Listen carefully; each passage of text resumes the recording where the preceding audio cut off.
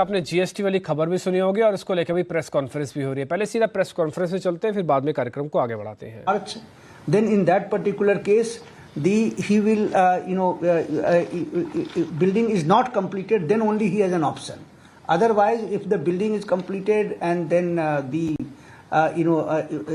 building which is new building which is going to get started after 31st March, there the new rates will apply.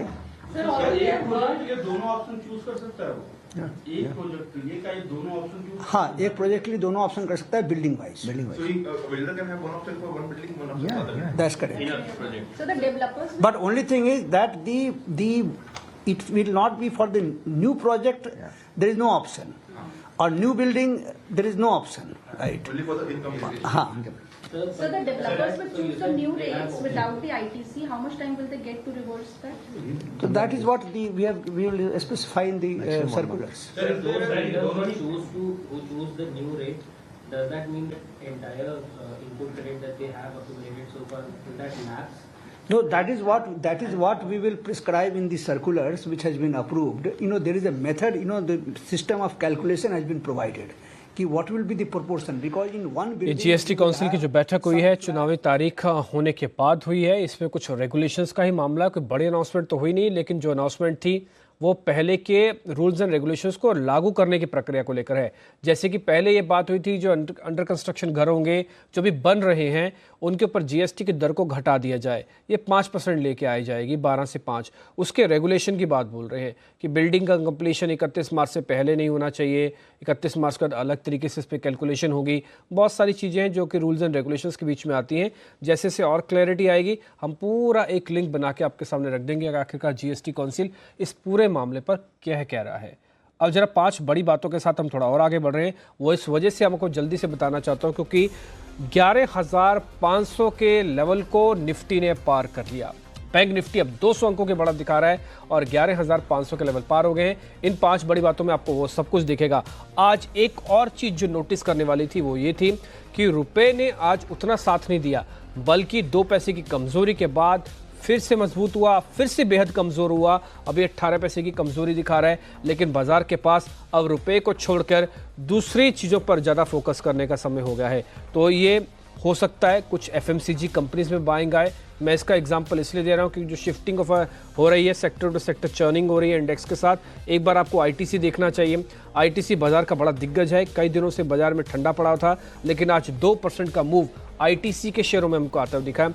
इससे indication लगाया सकता है कि बाजार के इंडेक्स को संभालने वाला कोई ना कोई जरूर आएगा। इस समय दिन के ऊपरी स्तरों के आसपास चलता हुआ रिलायंस इंडस्ट्री जैसे दिग्गज ने भी आज हार नहीं मानी और ये भी चल रहा है। इस बीच आईओसी का एक इंटीरियम डिविडेंड की खबर भी आ रही है। 1.5 रुपया पर शेयर के हिसाब से इन्होंने एक इंटीरियम डिविडेंड भी अनाउंस किया है। ये खबर अभी थोड़ी देर पहले ही आईओसी के रिगार्डिंग आपको आती हुई दिखी है। अब जरा ऑन द शो, यानी कि इस कार्यक्रम में आप आगे कैसे बढ़ेंगे, कैसे इस कार्यक्रम में आप अलग अलग चीज़ देखेंगे इस सिलसिलेवार तरीके से, ये आपके सामने रखते हैं।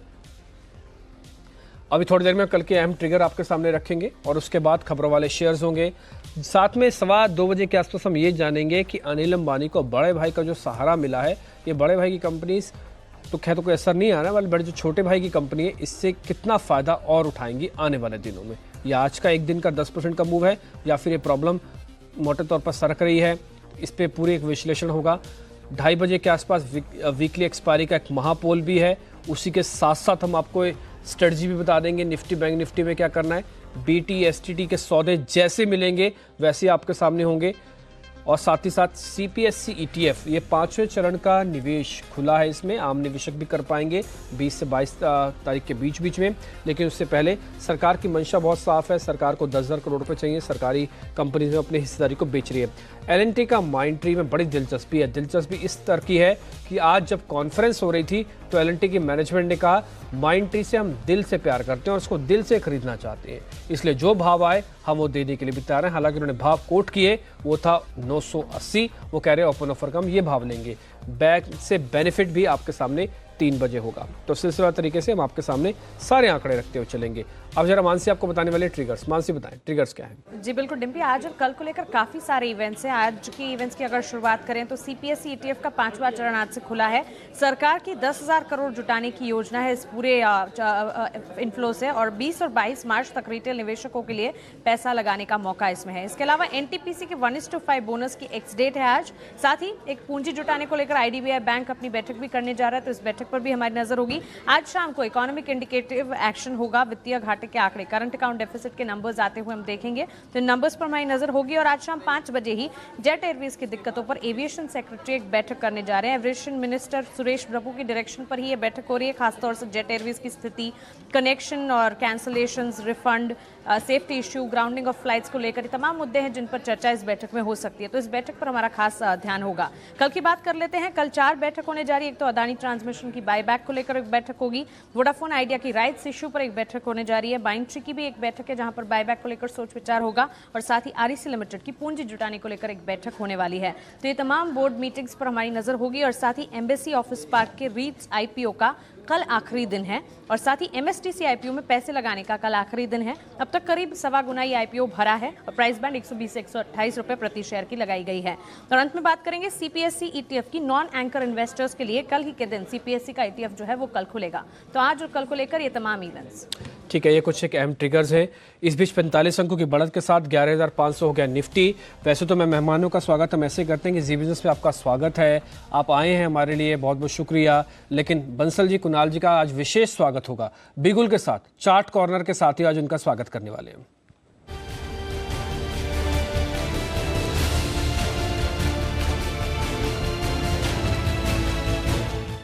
विशेष तरह के स्वागत के साथ कुणाल जी और बंसल जी हमारे साथ हैं, बताएं सर। डिम्पी जी देखिए, खरीदारी की राय है आईटीसी पर, जो कि 4 साल की मंदी से निकल रहा है, और बड़े चार्ट्स पर डिम्पी एक बड़ा ब्रेकआउट देखने को मिला है। इससे पहले यहाँ पर खरीदारी की राय मैंने और कुणाल जी ने 282 के अराउंड दी थी, और अब देखें तो एक बड़ा लेवल टूट रहा है डिम्पी। जिस तरीके से मैं बोलते हैं हम लोग कि फुली लोडेड, फुल कैपेसिटी में आईटीसी को बाय करना चाहिए। एफएमसीजी में अगर कोई स्टॉक अच्छा लग रहा है तो वो आईटीसी है। एक समय था जब डाबर लीवर चलते थे और आईटीसी नहीं चलता था, अब सिर्फ आईटीसी में स्ट्रेंथ दिख रही है, तो इसको फुल कैपेसिटी में फुली लोडेड होके आईटीसी को खरीदारी की राय है। ओवर टू कुणाल जी। देखिए, आईटीसी में एक पैटर्न बना है डिम्पी, और आपने भी चार्ट्स पर जरूर देखा होगा। पैटर्न को कप विद हैंडल पैटर्न कहते हैं, और कप तैयार हुआ, काफी वक्त लगा, और उसके बाद हैंडल तैयार होने के बाद अब ब्रेकआउट आते हुए नजर आ रहा है। इसी तरह का cup with handle pattern SRF के चार्ट पर बना था, और फिर हमने देखा उसमें बड़ी तेजी आई। आईटीसी का बीटा एसआरएफ जितना नहीं है, लेकिन धीरे धीरे करके ये काउंटर भी ऊपर के लेवल्स दिखाएगा। तो मुझे लगता है आईटीसी को मिस नहीं करना चाहिए, इन स्तरों पर बाय करना चाहिए। और जिस तरह का लेवल्स निफ्टी पर देखने को मिल रहे हैं डिम्पी, 11,500 निफ्टी पर डिसाइडेडली पार हुआ है। बैंक निफ्टी हमारे लेवल 30,000 की ओर बहुत तेजी से बढ़ रहा है। तो मुझे लगता है कि अब बारी आईटीसी के मौजूदा स्तरों पर आईटीसी को बाय करें। स्टॉप लॉस 296 रुपए पर रखें। पहला लक्ष्य 307 रुपए का फ्यूचर्स में, और दूसरा 312 रुपए का फ्यूचर्स का लेवल है। तो 296 का स्टॉप लॉस, 307 और 312 के टारगेट्स होंगे। तो आईटीसी खरीदिए, ये राय है कुणाल जी। लेकिन कुणाल जी नहीं, राकेश जी, ये 4 साल से मंदी में क्या है? 4 साल से मंदी में कैसे, ये बताओ मेरे को। देखिए अनिल जी, 4 साल से मंदी नहीं अनिल जी, साइडवेज जोन में रहा। जिसने 3-4 साल पहले भी आईटीसी लिया अनिल जी, उसको पैसे नहीं मिले। और आप, जब से मैं कंटिन्यूसली अनिल जी काफी समय से आईटीसी रिकमेंड कर रहा हूं, तो हर कोई ये बोलता है कि 3 साल से 4 साल से स्टॉक चला नहीं है। तो मैं ये बोलता हूं कि चला नहीं है तो चलेगा। जिस तरीके से अनिल जी डैम होता है ना, डैम के अंदर पानी होता है, डैम खुलता है, एक बड़ा डैम, सोचिए कि वो खुला है, उसके फ्लड गेट्स खुले हैं, आईटीसी का इतना बड़ा ब्रेकआउट है। और पहले भी अनिल जी बोला है कि 2019 में आईटीसी काफी बड़ी रिटर्न्स देगा, और आप खुद देखें तो 3-4 सालों से अनिल जी आईटीसी ने कोई रिटर्न नहीं दिए शेयर होल्डर को, और अब आईटीसी का नंबर है, मेरे को लगता है कि वो एक अच्छी रिटर्न देगा। चलिए बढ़िया। तो आईटीसी में आएगी तेजी, आईटीसी में तेजी आएगी तो एक अच्छा काम हो जाएगा कि निफ्टी भी मजबूत रहेगा, निफ्टी मजबूत रहेगा, है ना। और आज वही हुआ है। तो बंसल जी ने ये काम अच्छा कर दिया एक बार। 11,500 आज पार हुआ निफ्टी में। जैसे से निफ्टी 11,500 को पार कर रहा था, आईटीसी का वेटेज काम आ रहा था। हाँ। आईटीसी उसी समय से उसने 300 लेवल इसी पर विशेष टिप्पणी कुणाल जी की ले लेते हैं। कुणाल जी बोलिए। अरे जी देखिए, एक तो ये है कि आईटीसी में तो तेजी बनी रहेगी। गॉडफ्रे फिलिप्स जो इसका पेयर है उसमें हमने बड़ी तेजी देखी है, तो आईटीसी थोड़ा लैगार्ड है, मुझे लगता है अब कैचअप प्ले करेगा तो इसमें तो तेजी बनेगी। लेकिन जो सवाल मैं आपसे करता रहा हूं इस पूरे 2000 पॉइंट बैंक निफ्टी के मूव में, वो आज करने के लिए दोबारा विवश हो रहा हूं। अनिल जी अब बताइए 30,000 कब आएगा? कब चाहिए? आज चाहिए अनिल जी? तथास्तु। थोड़ा 50 पॉइंट ऊपर नीचे रह जाए तो प्लीज डोंट माइंड प्लीज। लेकिन हाँ 29,950 ये 29,900 29,950 तक के टारगेट तो मेरे हैं, और कोशिश ये करेंगे कि होली के पहले पहले करवा दें आप। हाँ, अगर आप मुझे पता होता कि आज ही चाहिए तो मैं सुबह से ही जोर लगा देता, लेकिन अभी आपने क्लोजिंग वाले शो में बोला तो टाइम थोड़ा सा कम बचा है, तो कुणाल जी होने की तैयारी है, इसमें कोई डाउट नहीं। ठीक है, तैयारी तो है और इसके बारे में हम आगे भी विश्लेषण करेंगे पूरा। बड़ी ब्लॉक डील होगी भी, 15 करोड़ शेयरों की ब्लॉक डील है। 15 करोड़ भारतीय इंफ्राटेल पे जो हो रहा है, भारतीय ग्रुप में हो तो बहुत बड़ा रहा है। भारतीय इंफ्राटेल, भारतीय एयरटेल, जब कल भी हाथ बदला हुआ था तब पता लगा कि एक और बड़ा फंड आया भारतीय एयरटेल। मैं इसीलिए कह रहा था 314 कुछ 316 में डील हुई थी। हाँ। उन्होंने कहा ये इतने शेयर भारतीय एयरटेल का स्टेक था, नेटल ने खरीदे हैं। नेटल इंफ्रा ने, भारतीय एयरटेल का हिस्सा था वो। ये सेलिंग प्रेशर हट रहा है। आज देखिए आज और ऊपर में डील हुई है 4% ऊपर में, ये तो बड़ा हो रहा है। मेरे को लगता है इसके बाद भारतीय इंफ्राटेल के दिन फिर जाएंगे, ऐसा लग रहा है कि ये जो सप्लाई खत्म होगी, आई डोंट नो कब खत्म होगी ये पता नहीं, ये आखिरी डील है या और बिकना है, क्योंकि परसों भी ऐसे लगा था, कल भी ऐसे लगा था कि डील आखिरी है, लेकिन उसके बाद जो चला है शेयर जबरदस्त। राजेश जी है दम? बिल्कुल, जिस तरीके का फॉर्मेशन है, ट्रायंगुलर पैटर्न का ब्रेकआउट हुआ है, ये मुझे लगता है स्टॉक यहाँ से 355 360 की तरफ मूव करेगा, बिल्कुल बाय करना चाहिए। 320 स्टॉप लॉस रखें, 355 360 टारगेट। ये पैटर्न का ब्रेकआउट जो हुआ है उसका टारगेट 360 तक आता है। ठीक है, 360 तक ये शेयर जा सकता है, 30-40 रुपये गुंजाइश है। किसी जमाने में 4 पे नहीं शेयर हिलते थे, आजकल इनका बड़ा मूव 15-15 रुपये 12-12 रुपये का मिलता है आपको। भारतीय इंफ्राटेल एक बड़ी ब्लॉक डील का एक हिस्सा है, और दूसरा आज शेयर के अंदर मोमेंटम भी काफ़ी स्ट्रॉन्ग है, 4.5% ये शेयर तेज है। ठीक है, इस बीच फटाफट से खबरों वाले शेयर्स भी देख लेते हैं। दिवांशी हमारे साथ जुड़े हैं, उसका फिर शेयर्स के सिलसिले को एनालिसिस करने के आगे बढ़ेंगे। दिवांशी बताएं आज के खबर वाले शेयर कौन से हैं? बिल्कुल, आज सबसे पहले तो टोरेंट फार्मा का काउंटर फोकस में रहेगा। यहाँ पे भी एक बड़ी ब्लॉक डील होती हुई दिखी है, करीब 9.8% इक्विटी की जो ब्लॉक डील है वो यहाँ पे होती हुई दिखी थी। 4.69 करोड़ शेयर्स 264 प्रति शेयर पर यहाँ पे ब्लॉक डील हुई थी। इसके अलावा एशियन पेंट्स यहाँ पे प्रमोटर्स ने गिरवी रखे लगभग 20 लाख शेयर्स छुड़वाए हैं, तो आज वो फोकस में है। Prism Johnson CSE solar park में लगभग 27% की हिस्सेदारी यहाँ पे कंपनी ने खरीदी है। इसके अलावा आज रियल्टी शेयर्स फोकस में GST की एक अहम बैठक थी जो यहाँ पे ख़त्म होती हुई दिखी है, और उसके बाद अब जो अंडर कंस्ट्रक्शन हाउसेज है उस पर 5% का जो GST लागू करना था वो 1 अप्रैल से यहाँ पे लागू होता हुआ दिखेगा। साथ ही आज जेट एयरवेज और SBI के काउंटर्स भी फोकस में रहेंगे, क्योंकि आज लेंडर्स की एक अहम बैठक होने वाली है, और सूत्रों के मुताबिक यहाँ पे ऐसी भी खबरें आ रही हैं कि इतिहाद जेट एयरवेज में अपनी जो हिस्सेदारी है वो लेंडर्स को 150 रुपये प्रति शेयर में देने के लिए मंजूर है, उनको प्रस्ताव दिया है। और आखिर में IOC का काउंटर फोकस में रहेगा, करीब 1.5 रुपये प्रति शेयर का डिविडेंड का ऐलान यहाँ पे कंपनी ने किया है।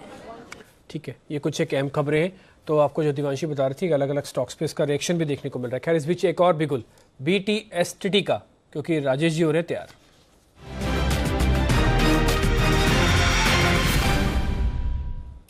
बताया राजेश जी। डिम्पी जी बाय करने की सलाह है वो है एस्कॉर्ट्स पे है। एस्कॉर्ट्स में देखें तो 15% का ओपन इंटरेस्ट एडिशन आज के सेशन में देखने को मिला। स्टॉक ने वीकली चार्ट पे एक अच्छा ब्रेकआउट दिया, जिसको वही कप एंड हैंडल पैटर्न का ब्रेकआउट देखने को मिला है। मुझे लगता है स्टॉक में एक बड़ी तेजी होगी, यहाँ से 840 से 850 तक का भी मूव देखने को मिल सकता है। बट BTSTT के हिसाब से अगर हम बाय कर रहे हैं यहाँ से 811 के आसपास ट्रेड कर रहा है, सो 802 रुपये के स्टॉप लॉस से बाय करना है। 825 रुपये और 830 रुपये इसके टारगेट मुझे लगता है 1 या 2 ट्रेडिंग सेशन में देखने को मिलेंगे। लेवल कैश के है या फ्यूचर्स के? जी कैश के लेवल है। नहीं जी कैश के लेवल्स हैं आपके, और 812 के आसपास खरीदना है, 812 के आसपास कैश का लेवल ले लीजिएगा। ये फ्यूचर के हैं, थोड़ी सी प्रीमियम चल रही होगी। और 802 802 पर लगाना है स्टॉप लॉस, 825 830 ये टारगेट है। जब भी कपल हैंडल बोला जाता है ना तो बड़ा सुनने में भी अजीब लगता है। मैंने एक ड्रॉ किया, मैं आपको जरा दिखाता हूँ, आप स्क्रीन पे तो खैर नहीं आ पाएगा। अगर आप अच्छा ये क्या कप एंड हैंडल? ये कप है और इसका ये हैंडल होता है। तो ये हैंडल पकड़ के ये कप का जो पैटर्न है बड़ा इंटरेस्टिंग है। टेक्निकल वालों को तो ये भी ITC में भी कप एंड हैंडल ITC में भी टिपिकली, इसलिए मैंने ITC का ही चार्ट रखा है, ज़्यादा आपको ठीक दिखेगा। एक बार आपने इसको ना जरा मंथली चार्ट अगर आपके पास है तो आप दिखा सकते हैं, तो मैं आपको यहाँ पे दिखा देता हूँ। ये आप देखें यहाँ पे, ये कप एंड हैंडल है। अब जाके कप समझ एंड में दिस आया। वजह से इतने हैंडल। दिन तक रोज चाय पी रहे थे, समझ में नहीं आया हमें। हाँ, आज जाके समझ में आया कि कप एंड हैंडल कैसे होता है। रोज चाय जैसे कप एंड हैंडल बोलते थे, मैं तुरंत उस चार्ट को एक बार मंथली करने का अनिल जी, इसको साइकोलॉजिकल समझे तो जो हाँ। कप का जो बॉडी बना है उसका जब हैंडल बनता है वो 50% से कम जो करेक्शन हुआ उसमें या कंसोलिडेशन बोलेंगे तो वो पूरा बॉडी कवर नहीं किया उसने नीचे का और 50% से कम रहा। इट मीन्स कि स्टॉक में स्ट्रेंथ थी और उसके बाद उसका जो ब्रेकआउट हुआ। अच्छा, सो इसको हम टेक्निकल में अगर साइकोलॉजिकल तो समझना कप एंड हैंडल में हमेशा तेजी होती है।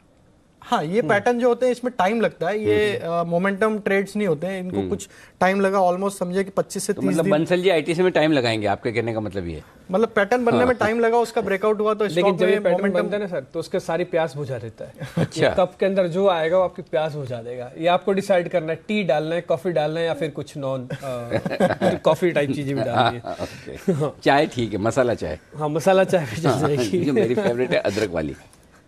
अच्छा, मसाले में भी फ्लेवर है क्या? हाँ, अदरक में आप अदरक, काली मिर्च, सौंठ, क्या क्या नहीं डाल सकते, इलायची। अभी तो चाय की बहुत हाँ, मौका मसाला नहीं मिलता जी चाय। चाय आइए कभी आप चाय पे, एकदम बिल्कुल। ओके, राकेश जी कुछ कहना चाहते हैं इस पर? देखिए अनिल जी, मेरा ये मानना है कि इस समय आईटीसी को फुली लोडेड कैपेसिटी में लेना चाहिए और कप में अनिल जी वो चीज लें जिस चीज से आपके दिमाग को और शरीर को सुकून मिलता हो। कोई बाउंड्रीज मत रखें अनिल जी। जो चाय का शौकीन हो वो चाय रखे, जो जूस का शौकीन हो वो जूस रखे। बाकी अनिल जी सब समझदार हैं। अदरक वाली मसाला चाय एकदम 100%, और वो भी बिना शुगर की, एकदम with specifications, clear cut ingredients आपके सामने बता दिए गए हैं। कभी भी बंसल जी आप चाहे जब चाहे ऑफर कर सकते हैं। और अगर आपको लगता है डिस्टेंस है, आप दिल्ली में बैठा हूं और मैं यहाँ हूं, तो आप सीधे मेरे पेटीएम अकाउंट में ट्रांसफर कर दें, मैं खुद मेहनत करके पी लूंगा, कोई दिक्कत नहीं। चलिए आगे बढ़ते हैं, कुछ और स्टॉक्स पर करते हैं फोकस। और जहां पर आज हो रही है शानदार तेजी, सरकारी बैंक आज पूरी लाइमलाइट इनके हाथ में है, कोई डाउट ही नहीं। बैंक ऑफ इंडिया 7% बढ़ा और 20% ओपन इंटरेस्ट में इजाफा। राजेश जी, खरीदने के लिए देर तो नहीं होगी अब? नहीं, अभी तो मुझे लगता है कि पीएसयू बैंक्स में जो मोमेंटम अभी बन के आया है, मुझे लगता है अभी और तेजी यहाँ से कंटिन्यू रहना चाहिए। स्टॉक्स में मुझे लगता है सारे पीएसयू बैंक लाइक पीएनबी देखें, बैंक ऑफ इंडिया देखें, इंडियन बैंक, कैनरा बैंक, ये सारे स्टॉक्स में अभी भी मुझे लगता है कि और पोटेंशियल है यहाँ से। मुझे लगता है इंडियन बैंक ऑफ इंडिया की अगर बात करें स्पेसिफिकली तो 108-110 तक के टारगेट इसमें देखने को मिल सकते हैं। सो करंट लेवल से भी बाय किया जा सकता है, या थोड़ा भी अगर डिप भी आता है तो उसको बाय करना चाहिए। 97 रुपीज़ का स्टॉप लॉस रहना चाहिए और 108-110 के टारगेट मुझे लगता है बैंक ऑफ इंडिया में देखने को मिलेंगे। 50 अंकों की बढ़त के साथ अभी निफ्टी ट्रेड कर रहा है 11,500 के ऊपर, तो किसी तरह की कोई थकावट नहीं दिख रही। और आज कुणाल जी ने सवाल पूछा कि 30,000 कब आएगा, इससे साफ पता लग रहा है कि कॉन्फिडेंस बहुत है मार्केट के अंदर, कुणाल जी की अपनी स्टडी का भी। अच्छा, एक शेयर और है जो आज मार्केट में थोड़ा अच्छा चल रहा है, वैसे तो सारी सरकारी कंपनियां चली हैं, उसमें BEL है। कई दिनों से ये 88 से 92 वाली रेंज को पार करके अब दिन के ऊपरी स्तरों पर आ चुका है, 2.5% ऊपर है। कुणाल जी, इसका नया टारगेट क्या है और स्टॉप लॉस आप 92 कर लें, 92, 93? देखिए, मुझे लगता है कि डिप्पी आज इसमें एक फ्रेश ब्रेकआउट आते हुए नजर आया है BEL में, और पहले BEML चल रहा था और अब BEL चल रहा है। जो ब्रेकआउट है वो बहुत पावरफुल ब्रेकआउट है। आज इसमें मेरे ख्याल से एक्स डिविडेंड भी काउंटर हुआ है।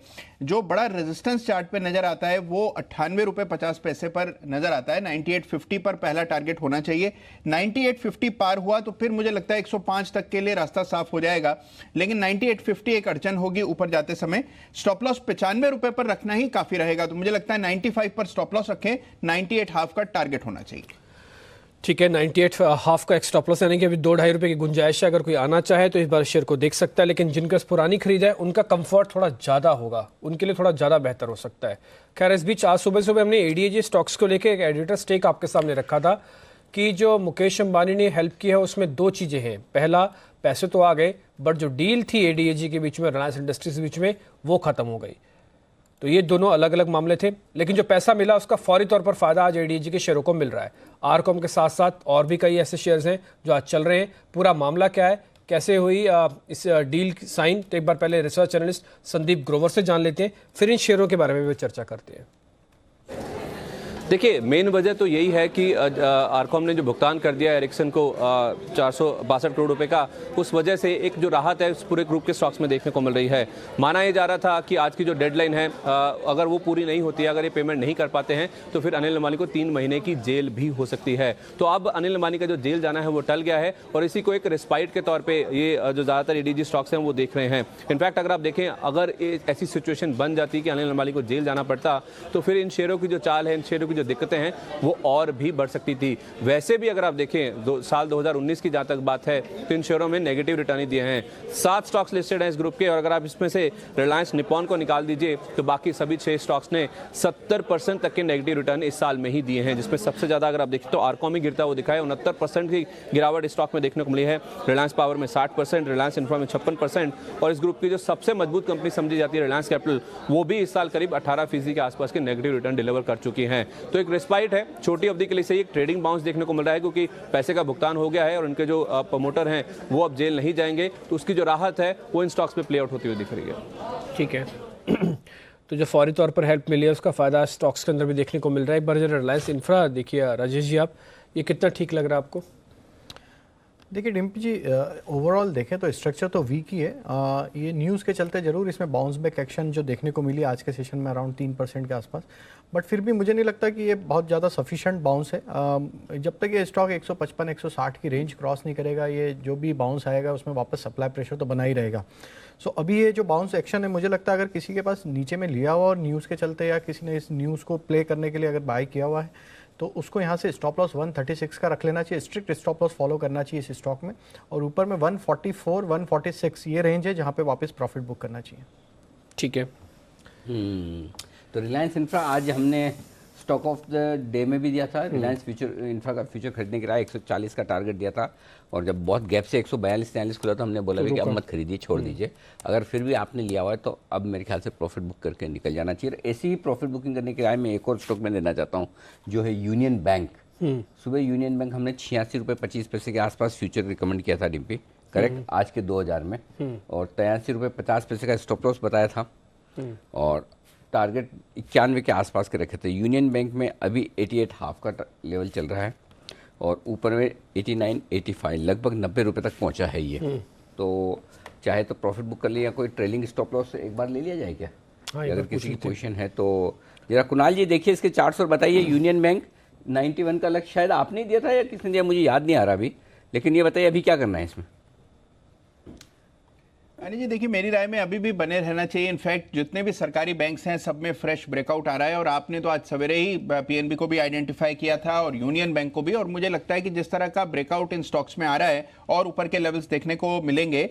यहाँ पर स्टॉप लॉस जो है अब मुझे लगता है कि 87 पर रख लें। 87 रुपीज़ का स्टॉप लॉस रख करके ट्रेल करना चाहिए। 91.5 मुझे लगता है यहाँ आता हुआ दिख रहा है। जिसने स्ट्रिक्टली इंट्राडे के लिए खरीदा है उसको मुनाफा बुक करना चाहिए और जो पोजिशनल बेसिस पर रख सकता है 2-3 दिन के लिए उसको मुझे लगता है होल्ड करना चाहिए। स्टॉप लॉस अब 86 के आसपास रखें। ओके, 86 के आसपास का और 86.25 पे हमने रिकमेंड किया था, तो बेहतर ये होगा कि अब आप कॉस्ट का स्टॉप लॉस रख लें, जिस भाव में आपने खरीदा वो स्टॉप लॉस रख लें ताकि मुनाफे वाले सौदे में नुकसान ना हो और प्रॉफिट बुक कर ले। लेकिन ऐसा ही एक और सौदा था सुबह का, वो था पीएनबी, पंजाब नेशनल बैंक, आज का हीरो।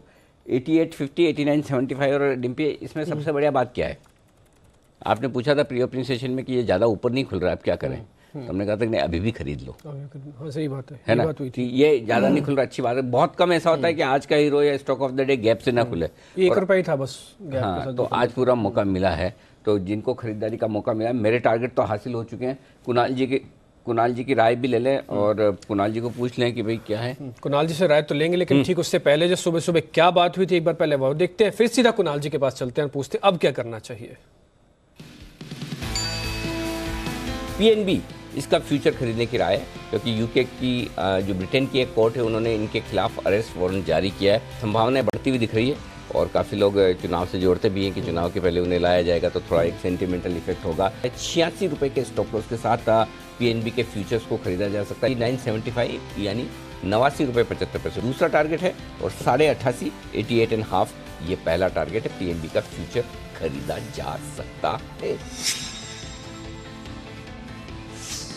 पीएनबी हमने पहला टारगेट दिया था 88.5 और दूसरा टारगेट 89.75 का दिया था।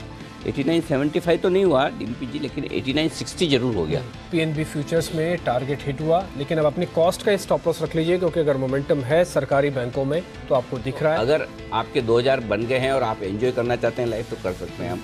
और अगर और ज़्यादा एंजॉय करना चाहते हैं तो अपनी कॉस्ट का स्टॉप लॉस लगा लें, ताकि आपके उत्सव में कोई खलल ना पड़े। तो उस समय तो कोई खलल नहीं है, बल्कि उत्सव और जोरदार हो गया, क्योंकि होली का उत्सव आ रहा है ना। होली का उत्सव आ रहा है। ये 89 था, अब 91 है। जय हो, जय हो। कुणाल जी कुछ कहना चाहते थे इसमें, कुणाल जी फरमाएं। अनिल जी देखिए, आज जब सवेरे आपने पीएनबी की कॉल दी थी तो मुझे एक रेजिस्टेंस नज़र आ रहा था 88.5 पर, और वही आपका पहला टारगेट था, और मुझे ऐसा लगता था कि शायद 88.5 पार नहीं होगा। लेकिन आपने ये जो कॉल दी और 92 का दूसरा टारगेट दिया, मुझे लगता है कि वाकई में आज आपकी कॉल जो है बहुत ही बेहतरीन है और इसका रिजल्ट भी बहुत बेहतरीन है। तो सबसे पहले आपको बधाई। ना ये तो क्रेडिट उनको दीजिए, नीरव मोदी जी को, जिनके आने की खबर पे मैंने बोला है कि उन्हें गिरफ्तार किया जाएगा। तो नीरव मोदी अनिल जी बधाई के बदले बधाई दे दीजिए। हाँ बिल्कुल, किस बात की ये बताओ। क्योंकि हमने आज सवेरे जुबिलेंट फूडवर्क्स यानी कि पिज़्ज़ा वाली कंपनी के लिए खरीद की राय दी थी, बाद में उसको सिमी जी ने भी रेकमेंड किया था, तो उसमें लक्ष्य आज हासिल हो गया है। और एमजीएल जो हमने कल दिया था उसमें भी आज हमारे सारे टारगेट हासिल हो गए, तो उसके लिए बधाई के बदले बधाई। तो पहले तो सबसे पहले आपको जुबिलेंट फूडवर्क्स के अच्छे कॉल के आपको डिम्पी जी, सिमी जी को, दोनों को बहुत बहुत बधाई अच्छा कॉल देने के लिए कि जुबिलेंट फूडवर्क का टारगेट हासिल हो चुका है। और दूसरा एमजीएल के लिए भी, एमजीएल में भी टारगेट हासिल हो चुका है, तो एमजीएल की भी बहुत बहुत बधाई। आज सुबह बिल्कुल फ्लैट खुला था, हमने बकायदा आके पूछा भी था कुणाल जी से कि कुणाल जी कल की क्लोजिंग और आज की ओपनिंग में कुछ ज़्यादा फर्क वाला तो जो काम हुआ है ना जुबिलेंट में, वो तो मतलब गजब ही है। ये तो इसमें तो है ना, जैसे ये शक करते हैं ना कुणाल जी मेरे पीएनबी के कॉल पर, ऐसा नहीं है अकेले, मैं भी इनके कॉल पे शक करता हूँ। क्यों करता हूँ मैं बताता हूँ। पहले तो कुणाल जी ने बोला, फिर जुबिलेंट फूड चंदन जी ने बोला, फिर सिमी जी ने बोला, और एक और किसी का कॉल था। हाँ, 3 जनों का तो ये मुझे साफ साफ दिख रहा है। तो मैंने कहा अच्छा 3 के एक साथ आ गए, आज देखते हैं जुबिलेंट फूड का क्या होता है। तो मैं पूरे मतलब शक नहीं, मुझे पूरा यकीन था कि आज ये नहीं चलेगा। लेकिन मेरे यकीन के विपरीत चला। इसलिए कुणाल जी ये वाकई में आप बधाई के पात्र हैं। आप, सिमी जी और तीसरे कौन, चंदन जी, तीनों को बहुत बहुत बधाई जुबिलेंट की। ठीक है, राकेश जी के बाद शायद एक बीटीएसटी का सौदा भी है, तो बिल्कुल के साथ सीधा वहीं पहुंच रहे हैं।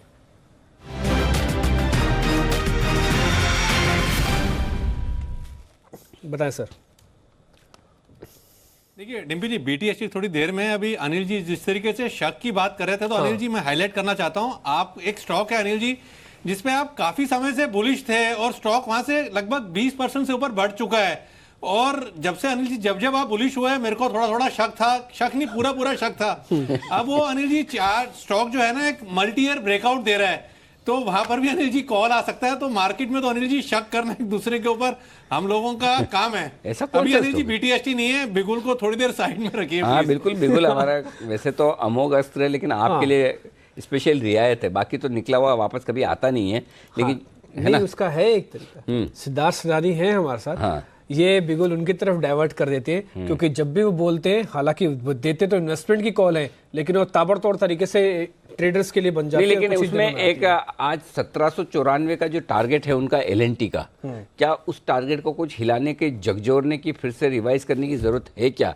क्योंकि सिद्धार्थ जी, जो आपका जो ये एलएनटी है ना, ये बहुत मतलब एग्रेसिव होके, जानी दुश्मन बन के भी माइंड ट्री को टेक ओवर करना चाहता है। तो आज हमारी ओपिनियन ये थी कि भाई एलएनटी को ऐसी जरूरत क्या है कि हॉस्टाइल टेक ओवर करे, इतना 10-12 हज़ार करोड़ रुपए इस पर डाले। तो थोड़ा नेगेटिव हमें लग रहा था। सुबह आज हमने इसे बेचने की राय भी दी थी, तो ये थोड़ा नीचे है, क्या करना चाहिए बताइए। नमस्कार अनिल जी। नमस्कार डिम्पी। एलएनटी पे जो हमारा कन्विक्शन है वो और मजबूत हुआ है, क्योंकि हमारा जो टारगेट है वो 1894 है, ना कि 1794। और हम मानते हैं कि ये एक्विजिशन हो सकता है कि अभी शॉर्ट टर्म में आरओई को उतना बढ़ा ना दे, but medium to long term perspective से अच्छा है, क्योंकि 10-12 हजार करोड़ की जो खर्चे हैं उसके ऊपर अगर कैश लेवल देखा जाए एलएनटी का, तो करीबन 29,000 करोड़ का कैश है एलएनटी में। और हम मानते हैं कि with a medium to long term perspective ये पॉजिटिव रह सकता है। और आज भी मैं वही कॉल दे रहा हूं विद फुल कन्विक्शन कि एलएनटी 2019 का स्टॉक हो सकता है। ठीक है, तो L&T पर पूरा कॉन्फिडेंस है। लेकिन जीएसटी काउंसिल की जो बैठक हुई है उस बैठक का पूरा जायजा ले लेते हैं। दिल्ली से हमारे संवाददाता प्रकाश प्रियदर्शी हमारे साथ जुड़ रहे हैं बताने के लिए। प्रकाश, बताइए आज की जीएसटी काउंसिल की बैठक में क्या क्या बड़े फैसले हुए? जीएसटी काउंसिल की बैठक में आज का सबसे अहम मुद्दा था कि पिछली जीएसटी काउंसिल की बैठक में जो फैसले लिए गए थे अंडर कंस्ट्रक्शन प्रॉपर्टी के मसले पर, अफोर्डेबल के लिए भी और नॉन अफोर्डेबल के लिए, तो आखिर उस रेट्स का ट्रांजिशन कैसे हो, जो नई दरें लागू की गई थी उसको किस तरीके से पास ऑन किया जाए, उसको लेकर आज बैठक हुई और 2-3 बड़े फैसले किए गए। पहला तो ये कि ये फैसला किया है जीएसटी काउंसिल ने कि 31 मार्च 2019 तक जो भी ऐसे प्रोजेक्ट जो कि बिल्डिंग्स, मैं यहाँ पे इस बात को दोहराना चाहूंगा कि प्रोजेक्ट्स नहीं बिल्डिंग्स, कोई भी ऐसा बिल्डिंग किसी भी प्रोजेक्ट में जो कि 31 मार्च 2019 तक कंप्लीट नहीं हुआ है, उसको वहां पे डेवलपर को विकल्प मिलेंगे कि वो चाहे तो पुराना रेट ही लागू करे या नया रेट लागू कर सकता है। पुराना रेट का मतलब कि वो 12% जीएसटी के साथ आईटीसी का फायदा ले सकता है, या फिर नए रेट्स के मुताबिक बिना आईटीसी का वो 5% जीएसटी चार्ज कर सकता है नॉन अफोर्डेबल प्रोजेक्ट के कंस्ट्रक्शन के मामले में। उसी तरीके से 31 मार्च 2019 के बाद जो भी नए प्रोजेक्ट लॉन्च होंगे वहां पे ये जरूरी होगा कि आपको बिना आईटीसी के 5% जीएसटी ही चार्ज करना पड़ेगा, जो कि पिछली जीएसटी काउंसिल के बैठक में फैसला हुआ था। ये 2 बड़े फैसले हुए हैं। इसके अलावा जहां तक 80% मैंडेटरी प्रोक्यूरमेंट का मसला था, जिसमें डेवलपर्स ये मांग कर रहे थे कि इसमें ढील देने की जरूरत है, वहां पे जीएसटी काउंसिल ने यह फैसला किया है कि अगर आपको बिना आईटीसी के 5% जीएसटी का फायदा लेना है तो आपको 80% जो सप्लाई है, जो माल है, वो आपको रजिस्टर्ड सप्लायर से ही खरीदना पड़ेगा। इसमें कोई ढील नहीं दी गई है। इसके अलावा 31 मार्च 2019 तक जो अनसोल्ड इन्वेंट्री है, वहां पे जो आईटीसी है उसकी रिकवरी, उसको किस तरीके से रिवर्स करना है, इसके लिए राज्यों के साथ एक बार फिर से बैठक होगी और राज्यों के साथ मिलकर यह तय किया जाएगा कि इसके लिए डेवलपर्स को कितना समय मिलेगा उसको जो आईटीसी का अमाउंट है उसको रिवर्स करने के लिए। ये 2-3 बड़े फैसले किए गए हैं। एक अहम फैसला ये भी है कि रीडेवलपमेंट के केस में अगर कोई प्रोजेक्ट है जिसको कि रीडेवलप किया जा रहा है किसी बिल्डिंग को, तो उस केस में इसको नई बिल्डिंग के तौर पे ही कंसीडर किया जाएगा और इसको अंडर कंस्ट्रक्शन प्रॉपर्टी की क्राइटेरिया के तहत ही मानकर अफोर्डेबल के केस में 1% जीएसटी और नॉन अफोर्डेबल के केस में 5% जीएसटी लगाया जाएगा बिना आईटीसी का। ये फैसले लिए गए हैं। ओके, तो रियल एस्टेट सेक्टर को लेकर काफ़ी बड़े फैसले हुए हैं। शुक्रिया प्रकाश आपका ये पूरा अपडेट देने के लिए आज हमें। और जाहिर सी बात है कि ये उम्मीद के मुताबिक रहें। उम्मीद थी कि इस मीटिंग में ये फैसले हो जाएंगे और 1 अप्रैल से ये फैसले लागू भी हो जाएंगे। लेकिन एक और चीज़ जो लागू होती है जनरली 2:45 बजे, उसके बाद कभी 3 बजे कभी 3:15 बजे भी। लेकिन इंतज़ार मत कीजिए क्योंकि आ चुके हैं नितिन जी ऑप्शन वाले अपनी धमाकेदार ऑप्शन की स्ट्रेटेजी के साथ। बस इंतजार कितना करना है? 30 से 60 सेकंड का। अच्छा, हाँ, कर सकते हैं ना? हाँ बिल्कुल कर सकते हैं। लेकिन मैं आपको वापस बाजार बता देता हूँ क्योंकि 11,510 पे आ चुका है। एक शेयर जो बहुत तेजी के साथ अपने इंटरडे लो से रिकवर हो गया है वो जेट एयरवेज है। नीचे आप देख भी पा रहे हैं कि जेट एयरवेज के रिगार्डिंग एक खबर भी आ रही है कि सरकार का ये बयान आ रहा है, कुछ सरकारी बैंकों को ये कहा गया है कि आप जेट एयरवेज को दिवालिया होने से बचाएं, इसलिए इंट्राडे लो से इंट्राडे हाई की तरफ बढ़ रहा है। सरकार ने पीएसयू बैंक को मदद के लिए कहा है जेट एयरवेज का, क्योंकि इतिहाद जो खुद हेल्प करने वाला था वो खुद मुश्किल में है। वो तो कह रहा है कि उल्टा मेरा स्टेक आप ले लीजिए जो जेट के अंदर है 24% और मैं तो 150 रुपये में दे दूंगा।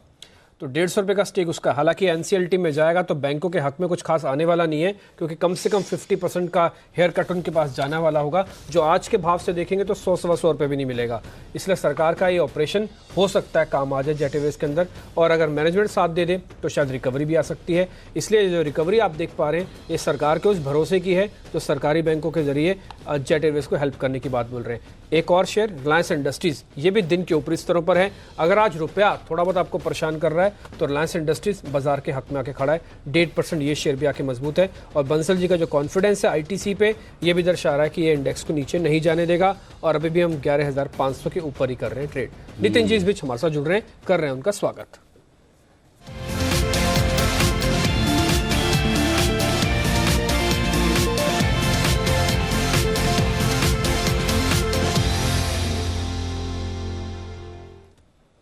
नितिन जी ऑप्शन वालों का स्वागत है। नितिन जी बताइए, क्या पहले अपडेट देना चाहते हैं, नया देना चाहते हैं? जी पहले कॉल ले लेते हैं। हाँ बताइए। चलिए, रिलायंस इंडस्ट्रीज की कॉल होगी। अभी लास्ट 20-25 मिनट में डेटा में काफी चेंजेस आए हैं। ओके। और मुझे लग रहा है कि ये जो क्लोजिंग सेशन में निफ्टी ऊपर मूव करेगी उसमें रिलायंस लीड करेगा।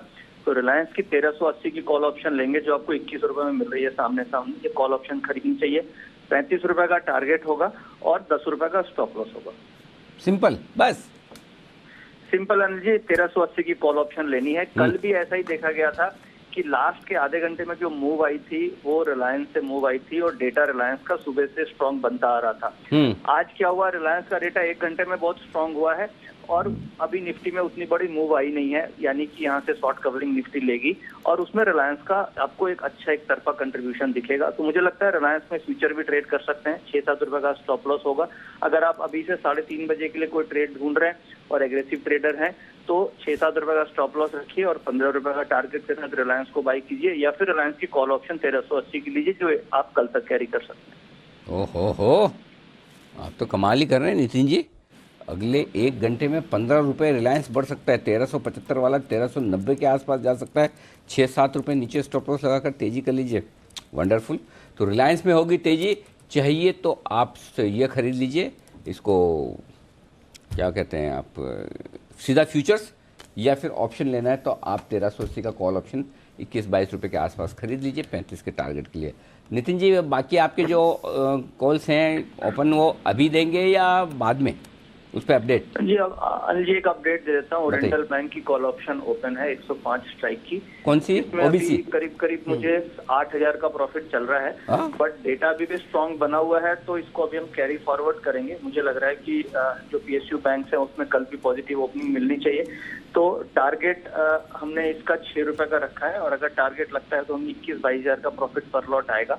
तो अभी हम होल्ड करने की सलाह है क्योंकि ओवरऑल डेटा भी ठीक है, तो ओरिएंटल बैंक की कॉल हम होल्ड करेंगे। ओके।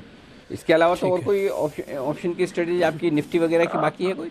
निफ्टी की अनिल जी कल एक पुट ऑप्शन दी थी 11400 की, जिसका 15 रुपए का स्टॉप लॉस रखा था, वो हिट हो चुका है। ओके। तो निफ्टी की कोई और कॉल हाँ, तो बराबर है निफ्टी की कॉल नहीं। हाँ, अगर आपकी निफ्टी की मंदी की पोजीशन है तो उस पर बिल्कुल भी निकल जाएं। स्टॉप लॉस आपने लगाया तो ठीक है, नहीं लगाया तो लगा लें। और ओबीसी का कॉल ऑप्शन 105 वाला वो आपको होल्ड करना है। और रिलायंस आप खरीद लीजिए। जब रिलायंस में तेजी है, नितिन जी कह रहे हैं कि निफ्टी ब्रेकआउट की तैयारी में, तो फिर इंतजार ज़्यादा मत देखिए अभी पड़ा है। हाँ जी, बताएं। ये अनिल जी अभी रिलायंस में देखिए 4-5 रुपए की तेजी आ भी गई, तो ये कंफर्म कर रहा है कि डेटा जो मैं देख रहा हूँ वो सही है, क्योंकि कॉल ऑप्शन आपकी 4 रुपए बढ़ चुकी है। बिल्कुल। बड़ी रिलायंस का फ्यूचर्स 3-4 पे बढ़ा। मार्केट ने 50 अंकों की बढ़त पूरी कर ली अपनी, 511 का स्तर आ गया। इसमें तो खैर कोई दो राय नहीं है कि इंडेक्स को अच्छी तरह से मैनेज करने में रिलायंस इंडस्ट्रीज का योगदान है। शेयर इतना मजबूत है और दूसरा कॉन्फिडेंस नितिन जी का बैंकिंग को लेकर भी है। रिलायंस, बैंकिंग, आईटीसी, ये डेडली कॉम्बिनेशन जब आपके सामने खड़ा हो तो फिर आप कैसे सोचें कि बाजार के अंदर गिरावट आ सकती है, या फिर भले आज रुपया कमज़ोर है। एक बार मैं आपको रुपया भी दिखा देता हूँ। रुपया देखना भी आज ज़रूरी है क्योंकि रुपया ने आज काफ़ी दिनों के बाद ऐसा किया है कि जहाँ से वो खुला वहाँ से कमज़ोर ही हुआ। अब करीब आधे % कमज़ोर है। 34 पैसे की कमज़ोरी, सुबह सिर्फ 2 पैसे की कमज़ोरी थी, अब 34 पैसे की कमज़ोरी तो है। आप मुझे सिर्फ 1 मिनट और दें क्योंकि मेरे डेटा तैयार हैं और उसके बाद आप ये सब बताइएगा। हाँ, 1 मिनट मेरा भी तो बिगुल बजेगा। हाँ बिल्कुल, आपका भी बिगुल बजेगा। हाँ, और आपसे जानेंगे भी। और इस बीच उससे पहले हम एक बार एक्सपायरी का पोल भी वो बता दो पहले, वो बता दो निफ्टी का और बैंक निफ्टी का। तो दिवांशी थोड़ी देर में हमारे साथ जुड़ने वाली है, फटाफट से उनसे जानेंगे। जुड़ गई है। दिवांशी बताएं, पहले जरा निफ्टी के बारे में बताएं, पोल क्या कह रहा है? बिल्कुल, तो निफ्टी तो यहाँ से और भी बढ़त का ही अनुमान मार्केट में आता हुआ दिख रहा है। एनालिस्ट मानते हैं कि 11,500 से 11,550 के बीच में यहाँ पे कल एक्सपायरी आ सकती है। करीब 45% लोगों का यही मानना है। 25% के लोग ये मानते हैं कि 11,550 से 600 के बीच में एक्सपायरी आ सकती है। तो यही 100 पॉइंट की रेंज है, लेकिन ज़्यादातर लोग यही मानते हैं कि 550 के नीचे एक्सपायरी आने की जो संभावना है वो बहुत ज़्यादा है। और बैंक निफ्टी को लेकर? बैंक निफ्टी यहाँ पे भी 100 पॉइंट की रेंज है। 29,800 से लेके 29,900 के बीच में एक्सपायरी है। ज़्यादातर एनालिस्ट यही मानते हैं। ओके, 29,800 से 29,900, यानी कि यहाँ से थोड़ी ऊपर है बैंक निफ्टी की एक्सपायरी। निफ्टी की इसी रेंज में हो जाएगी, 29 तो चलिए ठीक है, एक्सपायरी का तो देवांशी ने बता ही दिया, अब बिगुल बजा दीजिए आप मेरे लिए। लेकिन उससे पहले मैं जरा आपको और आंकड़े भी दिखा देता हूँ। रुपया तो आपने देख ही लिया कि वो 34 पैसे की कमजोरी दिखा रहा है। एक बार जरा एशियन मार्केट, यूरोपियन बाजार, अमेरिका के फ्यूचर्स, ये सब कुछ भी आपके सामने होंगे और ब्रेंट क्रूड भी होगा, जहाँ पे लेकर कुछ गतिविधियां चली रही हैं। ये एशियन मार्केट की क्लोजिंग है। आज हांगकांग का बाजार कमजोर था, आपको ध्यान होगा, जिस समय भारतीय बाजारों की ओपनिंग हो रही थी, ये हरे निशान में जाके बंद हुआ। जैपनीज मार्केट, चाइनीज मार्केट की भी क्लोजिंग ओपनिंग की हमारी ओपनिंग के मुकाबले थोड़ा बेहतर हुई है, तो इनमें गिरावट बेहद कम रही है। अब जरा आप यूरोपियन बाजार भी दिखा सकते हैं जो खुले, और यूएस के फ्यूचर्स भी। ये यूएस के फ्यूचर्स आपके सामने 72 अंकों की बढ़त दिखा रहे हैं। अभी जिस समय हम ओपन कर रहे थे उस समय लाल निशान में थे। नेस्डैक में सिर्फ 1 से 1.5 पॉइंट की तेजी थी, अब ये 17 पॉइंट की तेजी है। ध्यान देने वाली बात यह है कि यूएस के अंदर भी पिछले 4 दिन से लगातार तेजी चल रही है। फेड की बैठक चल रही है, जिसको हम तो कर रहे हैं नजरअंदाज। अब आते हैं यूरोपियन बाजारों पर। डेक्स, फुटसी और कैक, जो कि 3 बड़े देशों का बाजार है, इन सब में आधे से पौने % तक की बढ़त है। सिर्फ और सिर्फ ₹1 फैक्टर अगर छोड़ दिया जाए तो ज़्यादा तकलीफ कहीं भी नहीं दिख रही है, और रुपए को आज काफ़ी हद तक ख़त्म कर रहा है इसके प्रेशर को, वो है रिलायंस इंडस्ट्रीज और आईटीसी की जुगलबंदी। ये बात तो सही है। तो कोई तो इंडेक्सों में ये बड़ा इंटरेस्टिंग दिख रहा है कि रुपया आज क्यों कमज़ोर हो रहा है, ये समझ नहीं आ रहा है। कमज़ोर भी हुआ और वॉलेटाइल भी हुआ।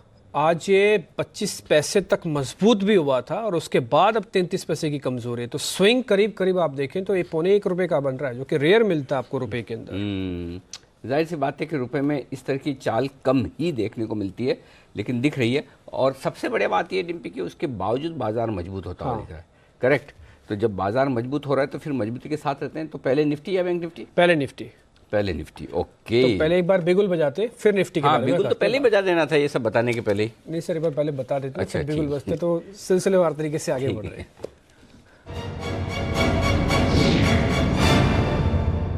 बताएं सर। कभी कभी आप चाहें तो एक बिगुल आगे एक पीछे दोनों तरह से भी बजा सकते हैं, ताकि कहाँ से शुरू हुआ कहाँ खत्म हो गया पता चल जाए।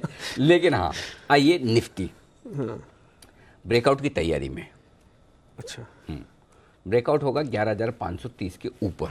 जो सुबह भी बोल रहे हैं, आज सुबह भी बोला कि 11,525 11,530 के ऊपर टिकना चाहिए। देखिए, पहली चीज़ तो इसने एक अच्छी काम जो की है आज आखिरी घंटे में, वो ये कि 11,500 के ऊपर टिक गया। तो वैसे तो कायदे से ब्रेकआउट के संकेत आ चुके हैं। अब जिसको एकदम ठोक बजा के रिस्क फ्री वाला ब्रेकआउट चाहिए तो उसे थोड़ा और इंतजार करना चाहिए, 10-12 पॉइंट का, और कि 11,530 के ऊपर टिक जाए तब आप फ्रेश खरीदारी कीजिए। 11,550 11,575 के टारगेट के लिए निफ्टी में। निफ्टी और तेजी के लिए तैयार होता हुआ दिख रहा है। सबसे बढ़िया बात आज क्या है, डॉलर की मजबूती के बावजूद निफ्टी की रफ्तार थमती हुई नहीं दिख रही है। ये बहुत बढ़िया और स्ट्रॉन्ग संकेत है, और ख़ासतौर से तब जबकि आप अमेरिका के फ्यूचर्स मजबूत ट्रेड करते हुए देख रहे हैं, ये सब कुछ है, तो रुपए की कमजोरी को भी नज़रअंदाज करा। तो अगर 11,530 के ऊपर टिक जाए तो निफ्टी में खरीदारी करनी चाहिए। 11,530 के ऊपर खरीदिए, 11,500 नीचे आ जाए गलती से तो और खरीद लीजिए। स्टॉप लॉस आपका 11,450 होगा। ऊपर का टारगेट 11,550 11,575 के टारगेट के लिए करनी है खरीदारी। तो टारगेट 11,550 11,575 11,530 के ऊपर भी लेना है। नीचे आए 11,530 पार करने के बाद नीचे आए तो 11,500 और लेना है, अभी नहीं, ठीक है ना? नहीं तो क्योंकि ये रुकने की जगह भी यही है परफेक्ट, 11,500 11,530, और ये पार हुआ तो फिर भागने में इसको वक्त नहीं लगेगा। ये चीज़ समझ लीजिए। अभी आपके पास पौन घंटा है और 10 पॉइंट है, समय आपके पास है। इसीलिए अगर अगले 10 मिनट में ये पार करके 3 बजे के पहले ये काम हो गया, समझो, और टिक गया, तो ये आज ही आपको 25-50 पॉइंट ऊपर दे देगा। फिर आपको रिलायंस 1400 करके ही दिखाएगा। अच्छा, हाँ ये जोश उधर से आ रहा है रिलायंस से। और नितिन जी ने बोला, नितिन जी ने 8 मिनट में 8 रुपये रिलायंस चल गए, मतलब चल गए, बड़ी बात है। मतलब बोलने से रिलायंस चलता हो या रिलायंस का मूवमेंट आप इस तरह से पकड़े, ये बड़ी बात है। ये बड़ी बात है। नितिन जी को क्रेडिट है पूरी की पूरी। ठीक है सर, अब बैंक निफ्टी में क्या क्या चाहिए? देखिए, अगर आप ये मान के चल रहे हैं कि निफ्टी में ब्रेक, अच्छा एक मिनट पहले मैं निफ्टी में एक बात बताना रह गया मेरी, उसके बाद मैं बैंक निफ्टी पे आता हूँ। निफ्टी में डिम्पी एक बहुत अच्छी चीज़ दिख रही है। 11,500 के पुट पे 30 लाख शेयर हैं और 11,500 के कॉल पर 52 लाख शेयर हैं। तो अगर आज आप ये माने कि आपकी क्लोजिंग 11,500 के ऊपर की होगी तो फिर ये 52 लाख शेयर और रिस्क पे खुलेंगे कल के लिए। भाई इतने कॉल्स में राइटिंग खड़ी ही पड़ी है आपकी 11,500 के कॉल्स पर, तो इन्हें शॉर्ट तो काटने पड़ेंगे ना। और अगर मंडे क्या सॉरी अगर कल आपको गैप से ओपनिंग मिल गई तो एक्सपायरी के दिन कल वीकली एक्सपाइरी है, तो कल का ही टाइम है जिनके पास वीकली, तो शॉर्ट कवरिंग के पूरे आसार हैं अभी। और इस शॉर्ट कवरिंग के आसार में 11,500 के ऊपर जब तक निफ्टी टिका हुआ है ना, बिल्कुल निश्चिंत रहिए, ये बढ़ सकता है, शॉर्ट कवरिंग आ सकती है। तो थोड़ा आईटीसी और रिलायंस पे नज़र रखिए, थोड़ी निफ्टी पर शॉर्ट कवरिंग के लिए यहाँ से नज़र रखिए, और ये चलने की तैयारी में है। ठीक है, इंटरेस्टिंग है। सिर्फ 24 घंटे होंगे क्योंकि कल इसी समय के आसपास एक्सपायरी का पूरी तरह से प्रेशर भी आ जाएगा वीकली बेसिस का, और आज का जो क्लोजिंग है हमको 11,500 के ऊपर मिल जाए तो बिल्कुल जीत समझे। सब बैंक निफ्टी बहुत अच्छा ट्रेड दिख रहा है बैंक निफ्टी में, थोड़ा रिस्क वाला है, और रिस्क एक ही कि रुपया कमज़ोर है। अगर रुपया कमज़ोर नहीं होता तो मैं आपको ऐसे बोलता कि बैंक निफ्टी अभी का अभी इससे तुरंत ले लीजिए, ये मैं बोलता अगर रुपया कमज़ोर नहीं होता, क्योंकि बैंक निफ्टी में मुझे वो सारी ताकत दिख रही जो कुणाल जी देखना चाहते हैं। 30,000 वाला लेवल, 30,000 वाली। क्यों? अब सुनिएगा, बचे हुए समय के लिए 29,700 ये बचा रहना चाहिए, इसके नीचे नहीं जाना चाहिए, जिसकी पूरी संभावना है। क्यों है? 29,700 के पुट पे 4 लाख शेयर हैं, कॉल से 5 लाख शेयर हैं। तो जो कॉल राइटर है 29,700 के, वो अभी दबाव में है। अगर आप 50 पॉइंट नीचे आए तो तुरंत अपने कॉल राइटिंग जो की हुई मंदी की पोजीशन है वो काटेंगे। ठीक है, 29,800 के पार निकलते ही बैंक निफ्टी में आग लगेगी। तो अगर आप दो तरीका है, सेम जैसे निफ्टी में हमने कहा ना, या तो आप 11,530 के पार निकलने पर खरीदिए, तब आपको रुकना ही नहीं है। यहाँ भी आप दो तरीके से खरीद सकते हैं, या तो आप 29,800 के पार निकलने के बाद तुरंत खरीद लीजिए, तब आपको 29,900 और 29,950 100 से 150 पॉइंट के लिए खरीदारी करनी है, या फिर आप थोड़ा नीचे आने दीजिए तब लीजिएगा। 29,700 जब तक नहीं टूटता है तब तक बैंक निफ्टी ऊपर है। रिस्क एक ही चीज़ की है, खाली रुपए की, इसके अलावा और कोई रिस्क नहीं। बाकी आईटीसी रिलायंस पूरी मजबूती देने की कोशिश कर, लेकिन हाँ रुपया थोड़ा सा आपके लिए रिस्की है तो है, बिल्कुल उस पर फोकस करना है। अदरवाइज तो बेहतर ये है, अगर आपको सेफ रहना है तो आज दोनों ही निफ्टी और बैंक निफ्टी हाई पार कर लेने, निफ्टी तो 11,530 और बैंक निफ्टी 29,800 पार करने के बाद फ्रेश खरीदारी कीजिए। ठीक है, 29,800 कह रहे हैं और आप निफ्टी के लिए 11,530 का लेवल कह रहे हैं। और स्टॉप लॉस बता दूं आपके लिए, अगर आप खरीदेंगे तो नीचे निफ्टी का स्टॉप लॉस पहले तो लेवल पार हो जाए, उसके बाद पार होने के बाद तो फिर 11,000 पहले 530 पार हो जाए और 29,800 पार हो जाए, फिर जैसे पार होगा वैसे तो आपको पता ही है लेना ही है, लेकिन उसके साथ साथ आपको फिर स्टॉप लॉस भी मिल जाएगा उसी समय। फिलहाल हम 11,500 के आसपास कर रहे हैं ट्रेड। इस बीच JLR से जुड़ी हुई खबर आ रही है कि उन्होंने कुछ गाड़ियों के दाम, ये टाटा मोटर्स पर आएगा इसका पूरा इम्पैक्ट, टाटा मोटर्स पे इम्पैक्ट आते हुए है कि 4% तक दाम बढ़ाए हैं। ये नई कीमतें 1 अप्रैल से लागू होंगी। टाटा मोटर्स के रिगार्डिंग खबर कि JLR के कुछ गाड़ियों के दाम इन्होंने 4% तक बढ़ाए, अब ये 1 अप्रैल से लागू भी होने वाली है। राजेश जी जरा टाटा मोटर्स। देखिए डिम्पी जी, टाटा मोटर में जिस तरीके का मूव अभी देखने को मिल रहा है, पर देखें तो स्टॉक एक कंसोलिडेशन रेंज में फंसा हुआ है। 195 इसका टफ हर्डल है, स्टॉक उसके ऊपर क्रॉस नहीं हो पाता है, तो एक रेंज बाउंड ट्रेड ही है इसमें स्टॉक में। और ये अगर न्यूज़ के चलते अगर थोड़ा भी मूव भी आता है तो मुझे लगता है 186 188 इसका वापस सप्लाई जोन रहेगा, और ये स्टॉक कुछ टाइम के लिए कंसोलिडेट ही होगा 180 से 188 की रेंज में। अगर किसी को यहाँ करंट लेवल पे बाय करना है इस न्यूज़ के चलते तो 180 का stop loss, strict stop loss रखना होगा, और पहला टारगेट होगा 186 188। ज़्यादातर ऑटो कंपनियां दो काम कर रही हैं, तो अपनी प्रोडक्शन को शट डाउन कर रही हैं, जैसे कि मारुति ने किया, 2 व्हीलर वाली कंपनीज ने भी अपनी प्रोडक्शन को थोड़ा कटा दिया। नहीं तो ये इस तरह की खबरें आपको दिखेंगी कि जहाँ पे कुछ कंपनीज अपने प्रीमियम सेगमेंट के दाम को बढ़ाएंगी ताकि कॉस्ट के प्रेशर को किसी ना किसी तरह से मैनेज किया जाए। दोनों तरीके हैं, दोनों तरह की खबरें बाजार में आती हुई दिख रही हैं। खैर इस बीच आगे बढ़ते हैं क्योंकि मार्केट ने वापस 11,500 के नीचे आया है, बढ़त है बट थोड़ा नीचे ज़रूर आया है। कुछ एक और शेयर्स पता कर लेते हैं इसमें क्या करना चाहिए। फ्यूचर कंज्यूमर्स आज 4% ऊपर है। राकेश जी जरा इस शेयर को देखिए, 46 का रेट आ रहा है फ्यूचर कंज्यूमर्स, क्या किया जाए? देखिए डिम्पी, ये स्टॉक नीचे से काफ़ी अच्छे से चला था, टेक्निकली इसके अंदर फिर करेक्शन देखने को मिली, और आज जो अपमूव आया है वो ये दर्शा रहा है कि एक नया सपोर्ट 44 के अराउंड स्टॉक में बनाया है और किसी ने ले रखा है डिम्पी, तो 44 के स्टॉप लॉस के साथ होल्ड करना चाहिए। 50 रुपीज़ के लेवल तक स्टॉक शॉर्ट टर्म में रैली दिखाने का पोटेंशियल रखता है। ठीक है, टीवीएस मोटर्स भी 2 व्हीलर की जैसे ही हमको पता लग रहा है कि प्रोडक्शन के आंकड़े थोड़े कम है और इस बार की ग्रोथ सिर्फ 7% की रही है। आज ज़्यादातर शेयर आपको कमज़ोर दिख रहे होंगे, टीवीएस मोटर्स में से एक है। एक बार जरा कुणाल जी इसको भी जरा देखिए, hero motor Corp, TVS motor दोनों 2 व्हीलर वाली कंपनी कमज़ोर हैं।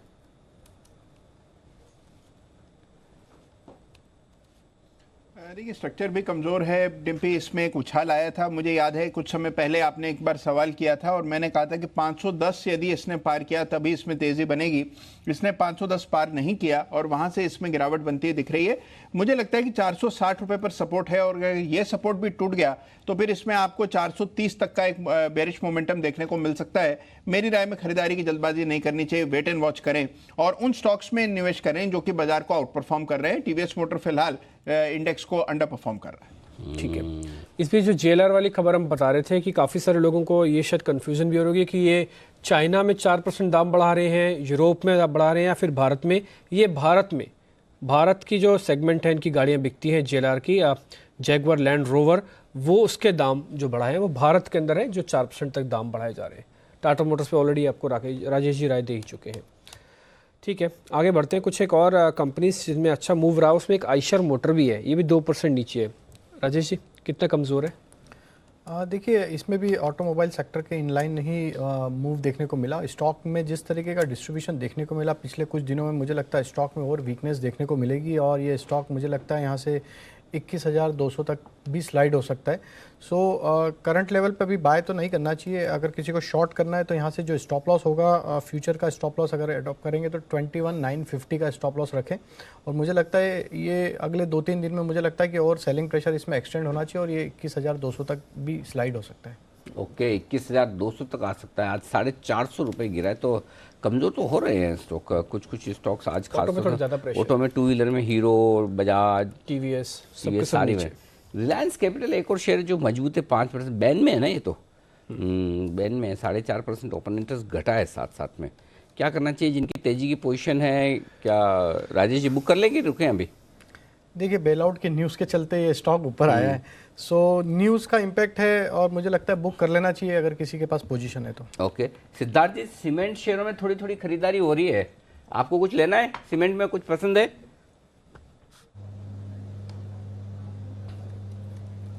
जी बिल्कुल अनिल जी, और सीमेंट में हमें लगता है कि बहुत हद तक अब जो कॉन्ट्रैक्शन था या दिसंबर तिमाही के जो नतीजे जो उतने दमदार नहीं आए थे, हमें लगता है कि अब ये दमदार हो सकता है। और सीमेंट में कोई स्टॉक अगर पिकअप करे तो वो होगा जेके लक्ष्मी सीमेंट और साउथ बेस्ड सीमेंट कंपनी में रैमको सीमेंट। ये दोनों ही कंपनियां एक नॉर्थ में है एक साउथ में है, बट ऑपरेशनल एफिशिएंसी काफी बेहतरीन है। और आपके भी एक स्पेशल शो आते हैं सीमेंट के सेक्टर के ऊपर, तो उससे भी लोगों को बहुत अच्छा एक इंसाइट मिलेगा। तो हमें लगता है कि सीमेंट में जेके लक्ष्मी और रैमको सीमेंट, सीमेंट में जेके लक्ष्मी और रैमको सीमेंट, इन दोनों पे ध्यान रख सकते हैं। खैर इस बीच सीमेंट की बातचीत तो चल रही है, लेकिन कल तैयार हो जाइए एक बेहतरीन शानदार रिसर्च के लिए ठीक 10:30 बजे। रिसर्च किस पे है, कैसी होगी, जरा देखिए। क्या आपने सीमेंट देखा है, छुआ है, इस्तेमाल किया है? और क्या आपने सीमेंट शेयर में कभी पैसा लगाया है, उनको खरीदा है? खरीदा है ना, लेकिन ऐसे ही बिना सोचे समझे, राइट? तो आइए इस बार हम आपको समझाएंगे सीमेंट सेक्टर की बारीकियां रिसर्च गुरुकुल में।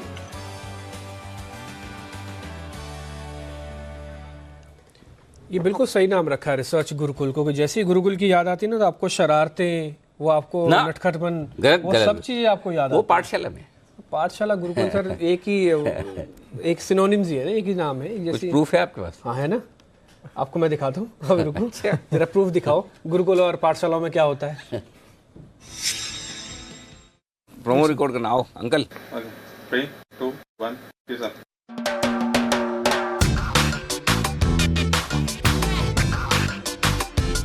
क्या आपने, अरे रुकना भाई, टाइम बना रहे, अभी तो रिहर्सल चल रही है। अरे ठीक है भाई यार, सब सही है, चलो यार, जय माता दी बोलो।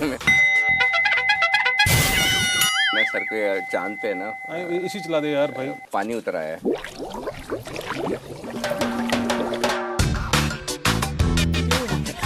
अरे थॉट्स होते हैं मेरे दिमाग में। डन प्रोमो, ठीक है? शायद આ સારું છે, પરફેક્ટ છે, સ્ટેન્ડિંગ ઓવેશન દે દો।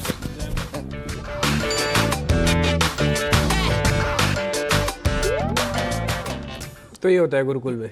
तो आप प्रूफ पूछ रहे थे ना, ये प्रूफ है गुरुकुल का, गुरुकुल और पाठशालाओं में। खैर कुछ भी है, कल भी हमने एक आपके सामने बात रखी थी, हसीबो खेलीबो धरीबो ध्यान। तो आपको जो भी पढ़ना है, समझना है, बिल्कुल आराम से और एंजॉय करते हुए कीजिए तो आपको और मजा आएगा और बेहतर रहेगा और याद भी रहेगा। तो चलिए कल उम्मीद करते हैं कि आपको ये शो फिर से पसंद आएगा। लेकिन हाँ, इतना कह सकते हैं कि सीमेंट सेक्टर को लेकर अगर आपको लगता है कि आप जानते हैं, पहचानते हैं, आपको मालूम है, तो कल आपकी कुछ गलतफहमियां तो जरूर दूर होगी। मेरी भी हुई है। तो जैसे वैसे तो डिम्पी को बहुत सारी चीज़ें पता रहती कि क्या चीज़ कैसे बनती, कैसे काम करती। सीमेंट के बारे में पता है? नहीं सर। तो फिर कल आपको पता कल ये शो तो बड़ा सीमेंट कैसे बनती है। वो तो फार्मा का चूर्ण भी हमको याद हो गया। एपीआई चूर्ण बिल्कुल और अच्छे तरह से याद हो गया। सीमेंट का चूर्ण आपको पता चलेगा। ठीक है, लेकिन इस बीच एक और शेयर है जो जब आप हम ये प्रोमो देख भी रहे थे तो उसके अंदर पानी और ठंडा ठंडा कूल कूल की बात आ रही थी, उसमें वोल्टास है। वोल्टास का मूव आज इंटरेस्टिंग है, आज 609 610 की रेंज को पार कर रहा है। राजेश जी जरा देखिए, तो ये कल खबर आई थी कि कच्चे दाम बढ़ रहे हैं इनके प्रोडक्ट्स के। उससे पहले मौसम विभाग बता चुके गर्मी बहुत पड़ेगी। वोल्टास डी हाई पे आ गया। देखिए वोल्टास में कुछ दिनों पहले कुछ रिपोर्ट्स भी आई थी और किसी ने इसके टारगेट्स लोअर भी किए थे, तो स्टॉक ने लेकिन हालांकि 590 का जो इसका इंपॉर्टेंट सपोर्ट रेंज था उसको तोड़ा नहीं और जो भी सेलिंग प्रेशर था वो वहीं पे एब्जॉर्ब हुआ। सो अभी भी मुझे लगता है नियर टर्म चार्ट पे इसका सपोर्ट तो इंटैक्ट है 590। तो मुझे लगता है ये स्टॉक में वापस जो लॉन्ग टर्म चार्ट पे तो तेज़ी बनी हुई है, तो मुझे लगता है ये स्टॉक वापस यहाँ से बाउंस करेगा और 630 640 तक वापस से इसमें मुझे लगता है कि हायर साइड में मूव देखने को मिलेंगे। तो पोजिशनल बेसिस पे 590 स्टॉप लॉस होगा और ऊपर में मुझे लगता है 640 तक के टारगेट इसमें वापस से हमें देखने को मिल सकते हैं। ठीक है, ये तो हो गया वोल्टास पे रहा है। लेकिन इस बीच सरकारी कंपनी का दिन भी काफ़ी अच्छा है। आज से एंकर इन्वेस्टर्स के लिए सीपीएसई का ईटीएफ का 5वें चरण का निवेश खुल गया है। ये 20 से 22 तारीख तक आप रिटेल निवेशक भी इसके अंदर पैसा लगा पाएंगे। इसकी कंपनीज की वेटेज क्या है, सरकार कितना पैसा जुटा रही है, इसके पीछे ऑब्जेक्टिविटी क्या है, आपको कैसे फ़ायदा होगा, ये बता रही पूजा त्रिपाठी। बताएं पूजा आप। जी, करीब 11 कंपनियां हैं जो कि सीपीएसई ईटीएफ में शामिल हैं। इसमें ओएनजीसी, एनटीपीसी, कोल इंडिया और अगर आईओसी जैसी कंपनियों की बात करें तो अकेले इन चारों कंपनियों का ही करीब 77% से ज़्यादा का वेटेज है। अगर ओएनजीसी का संदर्भ में बात करेंगे तो करीब 21% का वेटेज ओएनजीसी का है। वहीं एनटीपीसी का करीब 20% का वेटेज है। इस तरह से 18% का वेटेज करीब कोल इंडिया का, आईओसी का माफ़ कीजिएगा, करीब 18% का वेटेज आईओसी का है। तो इसी तरह oil India, NBCC, NLC India, ये कुछ ऐसे कंपनीज हैं जो कि इसमें शामिल हैं। अब इसमें थोड़ी और अगर डिटेल बताएं तो जो रिटेल निवेशक हैं उनको 4% डिस्काउंट पर ये ऑफर किया जाएगा और इसके अलावा 19 मार्च को यानी कि आज ये एंकर निवेशकों के लिए खुला है और 20 से 22 मार्च के बीच ये रिटेल निवेशकों के लिए खुलेगा, जिसके ज़रिए और इस सीपीएसई ईटीएफ के ज़रिए करीब 10,000 करोड़ जुटाने की योजना थी। ये 5वां चरण है जिसमें कि सरकार की करीब 3500 करोड़ रुपए की जुटाने की योजना है। तो ये सीपीएसई ईटीएफ जिसका 5वां चरण शुरू हो रहा है 20 से 22 तारीख तक आपके लिए खुला रहेगा अगर आप लगाना चाहें पैसा, क्योंकि मिल रहा है आपको 4% का डिस्काउंट, 4% का डिस्काउंट और अच्छा खासा डिविडेंड यील्ड। सिद्धार्थ जी, आपके मुंह में पानी आता है?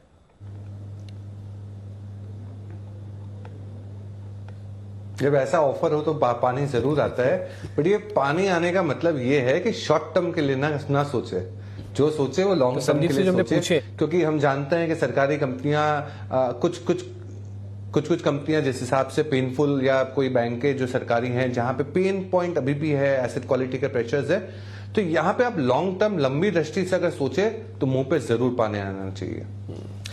जैसे मुंह में पानी की बात बोल रहे हैं ना, यही मुंह के पानी की बात हो रही है एल&टी पे भी। उनके मुंह में पानी आ रहा है। वो कह रहे हैं जी हम माइंड ट्री को लेके रहेंगे चाहे कुछ भी हो जाए, ये हमारे दिल से जुड़ा हुआ है। अच्छा। और जब दिल की बात होती है, आपको पता है everything is fair in love and war, तो आपको प्यार में और वॉर में कुछ भी होगा। जरा पहले मैनेजमेंट क्या कह रही है? Everything is fair in love, war and business. And business, हाँ। अच्छा, ये तो नया है। हाँ, लव, बिजनेस एंड वॉर। ठीक है, तो पहले बार जरा एल&टी वाला सुन लेते हैं कि उनका लव, बिजनेस और जो वॉर वाला है संज्ञा, वो कैसे ठीक फिट बैठ रही है। What we are trying to do is with, if I can use the word, pyar. And we will continue to look at it as something which we are doing from our dil. And we would like and intend to take it forward in the same manner and purpose. We look at all our business as independent businesses.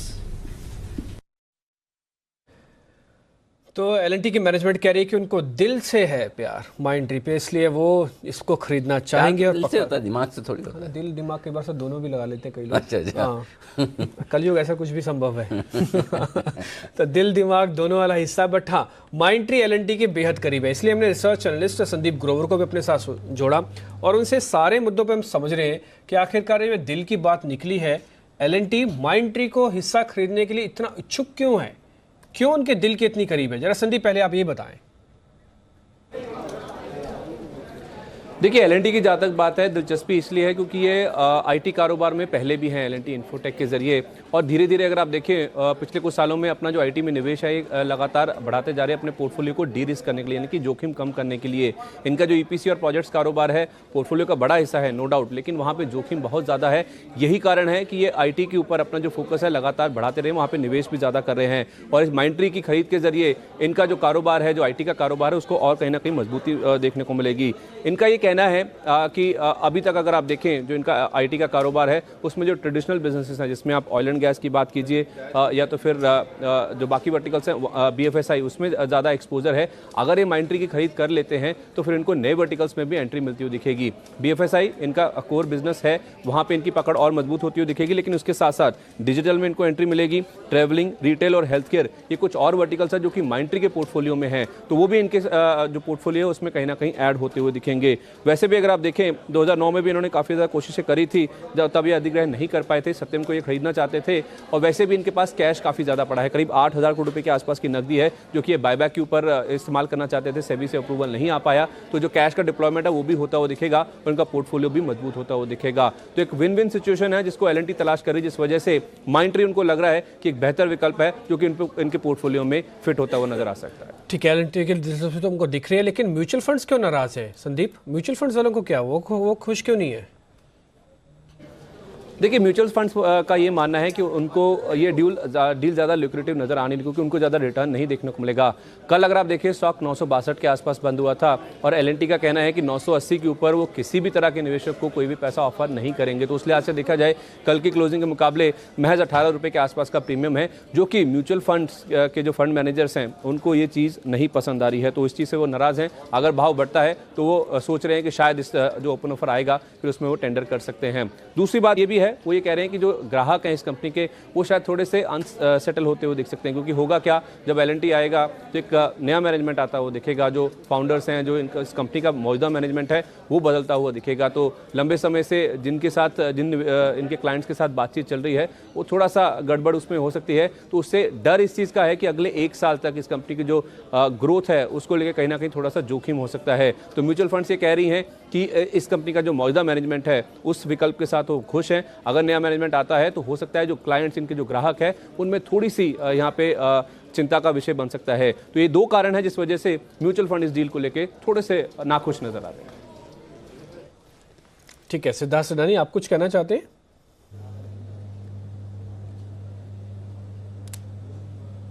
देखिए, मैं मानता हूं कि L&T के पास दिल है, अब mind लेने जा रही है। तो मैं मानता हूं कि इसीलिए जैसे एल&टी को प्यार है माइंट्री से, वैसे इसीलिए हमें भी एल&टी से प्यार है और एल&टी यहां से सबसे उम्दा परफॉर्म कर सकती है आने वाले 12 महीने में। टारगेट 1894 रुपए, सही है एकदम। Bang on Anil ji. Life में 2 बार कंफ्यूजन हुआ मुझे, 1794 एक 1894।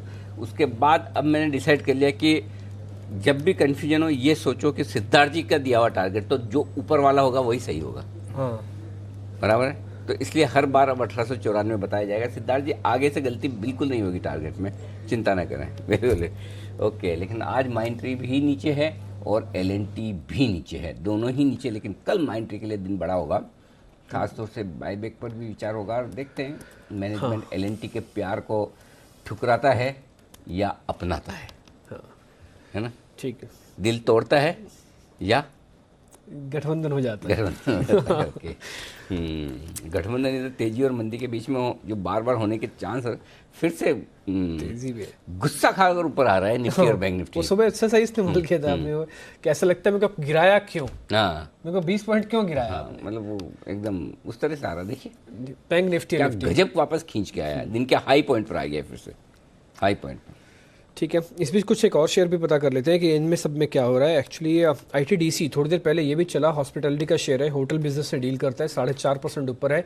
राकेश जी जरा देखिए, ITDC ये शेयर होगा 290 रुपये का। ITD सीमेंटेशन नहीं, ITDC वो दिखाएं राकेश जी। देखिए डिम्पी, काफ़ी बढ़िया टेक्निकल रुझान है इस स्टॉक का, और इस स्टॉक को भी DD शर्मा जी ने काफ़ी निचले स्तरों पर रिकमेंड किया था। जिन्होंने तब लिया है तो होल्ड करें, और एल्स मुझे लगता है कि मौजूदा स्तरों पे भी डिम्पी बाय करना चाहिए। एक पॉजिटिव क्रॉसओवर यहाँ देखने को मिल रहा है, और शॉर्ट टर्म में मुझे लगता है अनदर 35-50 रुपीज़ का एप्रिसिएशन मौजूदा स्तरों से देखने को मिलेगा। ठीक है, इस शेयर पे तो होगी बात, लेकिन एक शेयर है जो काफ़ी सारे लोगों को पसंद आया था, उनके मन को भा गया, वो था मनपसंद। जब इसके बारे में बातचीत कर रहे थे और काफ़ी तेज़ी से चला भी, थोड़ी प्रॉफिट बुकिंग हुई, लेकिन आज फिर से चल रहा है। राजेश जी जरा एक बार देखिए, कैश का शेयर है मनपसंद, 120 रुपये का भाव, अभी क्या करें? जी डिम्पी जी, देखें तो करेक्टिव मोड जो आया था इसमें वो 111-110 के आसपास वापस से इसमें बाइंग इनिशिएट हुआ, और स्टॉक वापस आज एक अच्छा बाइंग एक्शन दिखा रहा है। मुझे लगता है यहाँ से नियर टर्म चार्ट पे 125 का इसका हर्डल है। अगर वो स्टॉक 125 का लेवल क्रॉस कर लेता है तो जिस तरीके का मोमेंटम इसने पिछले कुछ दिनों में देखने को मिला, मुझे लगता है वही मोमेंटम कंटिन्यू रहेगा। देन स्टॉक 135-140 तक मूव कर सकता है। सो नियर टर्म चार्ट पर मुझे लगता है 125 इमीडिएट हर्डल है। अगर वो क्रॉस कर लेता है तो 135-140 इसका टारगेट रहेगा।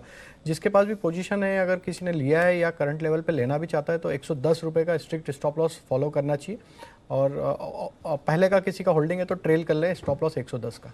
ठीक है कुणाल जी, आज सुबह आपने MGL के बारे में वापस बताया था, 28 से 30 रुपये ऊपर है। इसका एक और भाई भी है IGL, ये भी आज ऊपर है, इसमें क्या करना है?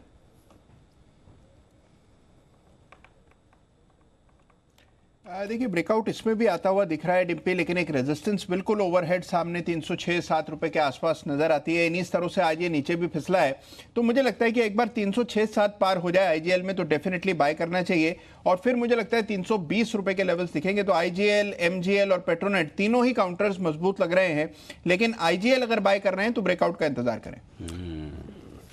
जो पहले चलता था ना, पेट्रोल खत्म ही नहीं होता, गैस खत्म ही नहीं होती है ना, ये तो ऐसे हो गया। गैस वाले स्टॉक्स में जबरदस्त गैस है, भागे जा रहे और रुपया गिरे जा रहे। और एक गैस बाहर हमराज चूर्ण से भी दूर नहीं होने वाली, ये गैस वैसी है जो लगातार है भरी हुई चलने वाली है। चलिए लेकिन चलते हैं माइंडट्री की प्रेस कॉन्फ्रेंस में, जहां माइंडट्री का मैनेजमेंट L&T के प्यार पर अपना इजहार करता हुआ नजर आ रहा है, हाँ या ना में। सुनिए। What message are you giving to all startups in the country?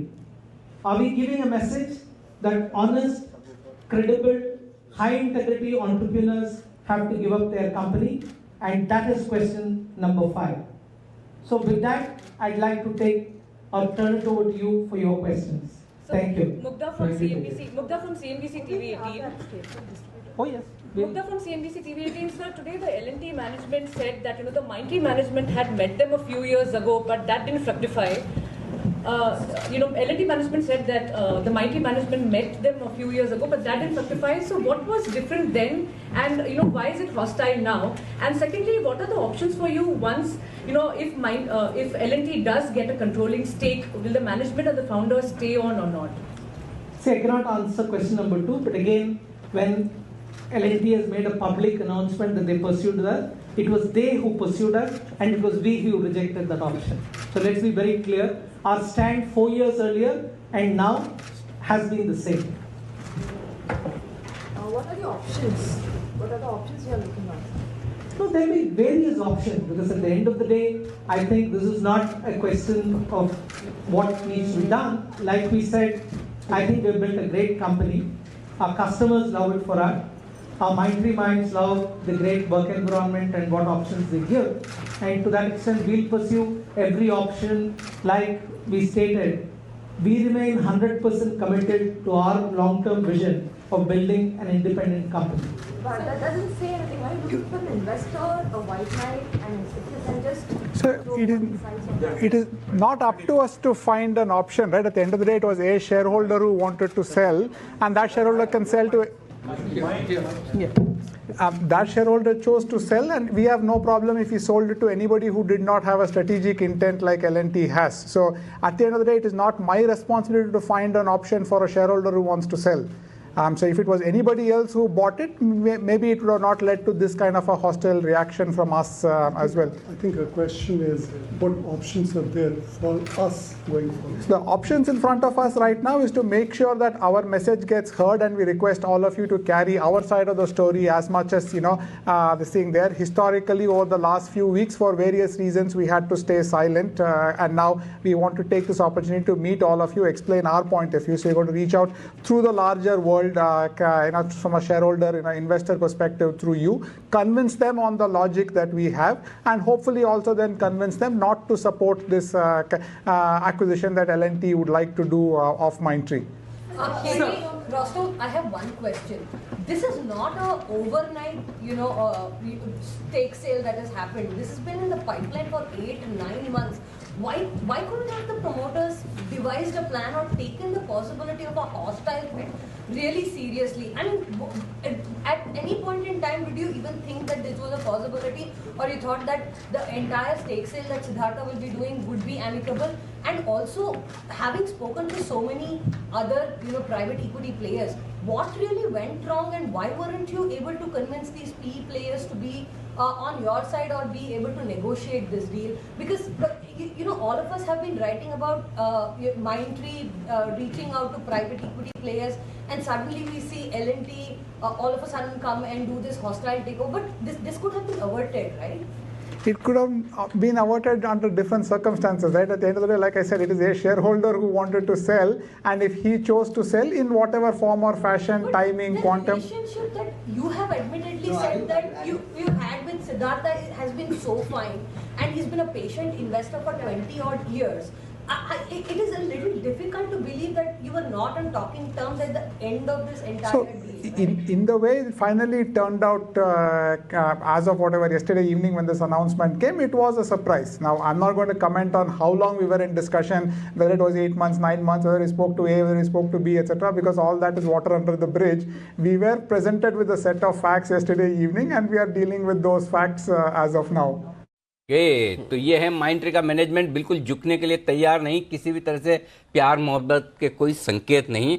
जो प्रस्ताव था उसको ठुकरा दिया दिल वाले प्रस्ताव को, जैसे कॉलेज में कई सारे लोगों के साथ हुआ करता होगा ऐसा। बिल्कुल ठीक उसी तरह से, ठीक वैसे ही हाँ, लेट हो गए थोड़ा प्रस्ताव देने में। वैलेंटाइन डे पे देते शायद फिर भी बात बन जाती, लेकिन नहीं, हमें L&T का साथ पसंद नहीं है, ये कह रहा है Mindtree, और यही वजह कि Mindtree भी नीचे, L&T भी नीचे, दोनों को लेकिन हम सबको अब चुप करके बैठना है, क्योंकि अब बोलने वाले हैं आप, क्योंकि निफ्टी आ गया है 11,000। बस मेरी नजरें एकदम जमी हुई है निफ्टी पर, आज ब्रेकआउट देने की तैयारी में, कल के हाई को पार करके, और मैं जब तक नजरें जमाऊं तब तक आप बिगुल बजाएं, क्योंकि BTST के बिगुल के साथ तैयार है कुणाल जी।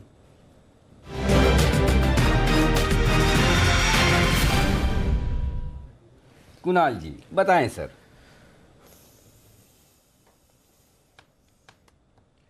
देखिए, एक और निजी बैंक जिस पर खरीदारी करनी चाहिए, और ये काउंटर है RBL, जिसमें कि एक ब्रेकआउट अभी आते हुए चार्ट पर नजर आ रहा है। इस काउंटर ने अभी 645 के लेवल को फ्यूचर में पार किया है, और जो ये मामूली सा एक रेजिस्टेंस है, ये पार होने के बाद मुझे लगता है ये स्टॉक अब अनचार्टेड टेरिटरी में प्रवेश कर चुका है।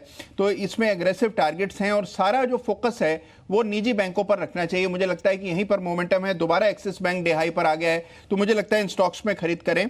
RBL बाय कर रहे हैं तो स्टॉप लॉस 637 रुपए पर रखें। पहला टारगेट 656 रुपए का और दूसरा 670 रुपए का है, तो 656 और 670 के टारगेट से बाय करना है RBL। ठीक है, RBL को आप बाय कर सकते हैं, ऑलमोस्ट ये दिन के ऊपरी स्तरों पर भी है, इसमें खरीदारी अच्छी आपको होती हुई दिखेगी। ठीक है, इंटरेस्टिंग। RBL के अंदर रिलायंस डे हाई पर आ चुका है, और रिलायंस और निफ्टी दोनों साथ ऊपर जाने के वक्त में, तो आर का दिन है, चाहे वो रिलायंस हो, चाहे RBL बैंक हो, चाहे राकेश जी हो, और चाहे राजेश जी हो, चाहे रुपया हो, चाहे वो कमजोर दिखा। रुपये का दिन नहीं है फिर, का दिन तो सबसे ज्यादा वैसे ही है। तो चलिए कोई बात नहीं, रिलायंस दिन के हाई पर इस वक्त ट्रेड करता हुआ शानदार तेजी के साथ। ठीक है, इस बीच IT के शेयर्स में एकाएक तेजी आई है, जैसे Mindtree का और L&T का टसल दिख रहा है। एक बार TCS देखिए, ऑलमोस्ट दिन के ऊपरी स्तरों पर, और बड़ी स्मार्ट रिकवरी है। आज ये 2000 पहले तोड़ने को था, अब डे हाई पे है। एक बार जरा आपकी रिकमेंडेशन राकेश जी, राजेश जी। देखिए जिस तरीके की बाइंग पूरा आईटी पैक में देखने को मिली, इन्फोसिस, टीसीएस, इवन अगर हम देखें तो एचसीएल टेक, सारे स्टॉक्स में एक बाउंस बैक एक्शन आया जिस तरीके से माइंडट्री का जैसे ही अनाउंसमेंट आना चालू हुआ उसके बाद।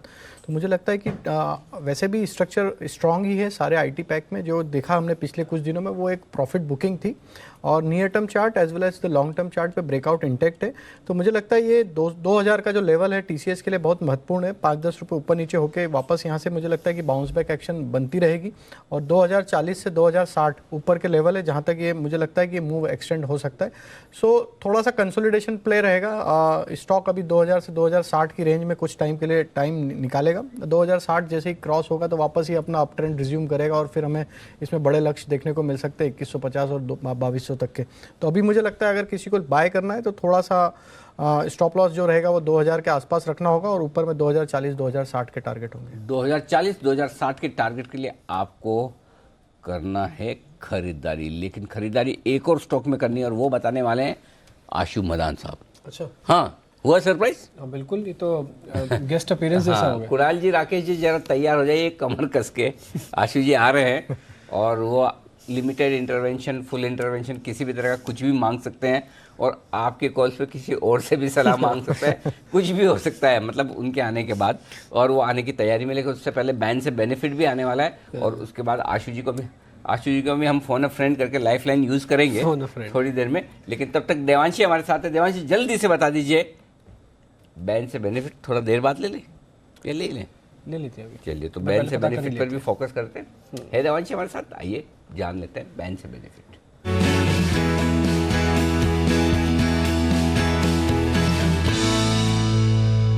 यस सर, देवांशी जी। यस मैम, बताइए। आज रिलायंस कैपिटल है जो उम्मीद है कि शायद बाहर निकल सकता है। वैसे मार्केट वाइड पोजीशन 82% के आसपास है, तो शायद ये यहाँ से बैन से बाहर निकल सकता है। बाकी 6 के 6 रहेंगे।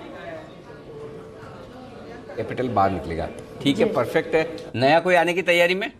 अभी फिलहाल कोई नहीं। कुछ नहीं, चलो ठीक है। तो कल आपके लिए आराम का दिन है, कोई बैन में आने को तैयार नहीं है एक भी, और एक है वो भी कैपिटल बाहर निकल सकता है। लेकिन बाजार ब्रेकआउट की तैयारी में है, बिल्कुल, इसमें कोई डाउट नहीं। जैसे आशीष जी फ़ोन पर आ जाएंगे, आशु जी माफ़ कीजिएगा, और आशु जी के फ़ोन पे आते ही हम उन्हें ज्वाइन कर लेंगे। लेकिन 11,500 और आने की तैयारी में है। 27,800 के आसपास बैंक निफ्टी भी पहुंच रहा है। ब्रेकआउट की बड़ी तैयारी होती दिख रही है। ऐसा लग रहा है कि दिन के हाई पॉइंट पे ही जाके बंद होना है ऐसे तो। बिल्कुल, और रुपए को बिल्कुल नज़रअंदाज करके आज ये चल रहा है, तो और इंटरेस्टिंग हो रहा है। इस बीच कुछ सरकारी बैंकों में जो पहले सुबह सुबह का मोमेंटम था कम तो हुआ है, मतलब वैसा नहीं दिख रहा, बट हाँ फिर भी बैंकिंग अच्छा है। एक बार जरा फेडरल बैंक के बारे में पता कर लेता हूँ, क्योंकि ये भी एक रेंज का ब्रेकआउट दे रहा है। बंसल जी, एक बार जरा फेडरल बैंक और देख लीजिए।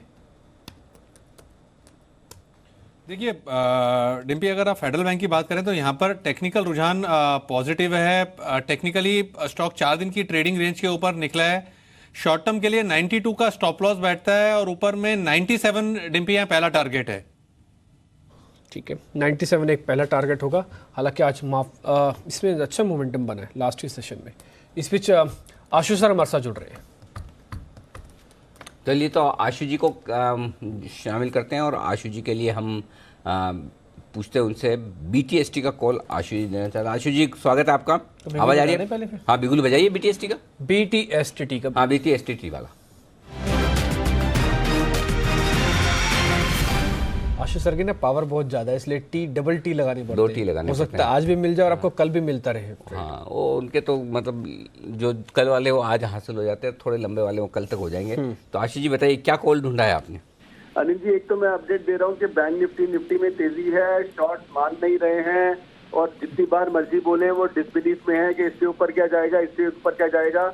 तेजी और मंदी में दोनों में खुल के पार्टिसिपेट करना चाहिए, बैंक लीड करेंगे। अनिल जी, BTST कॉल है इन्फी की।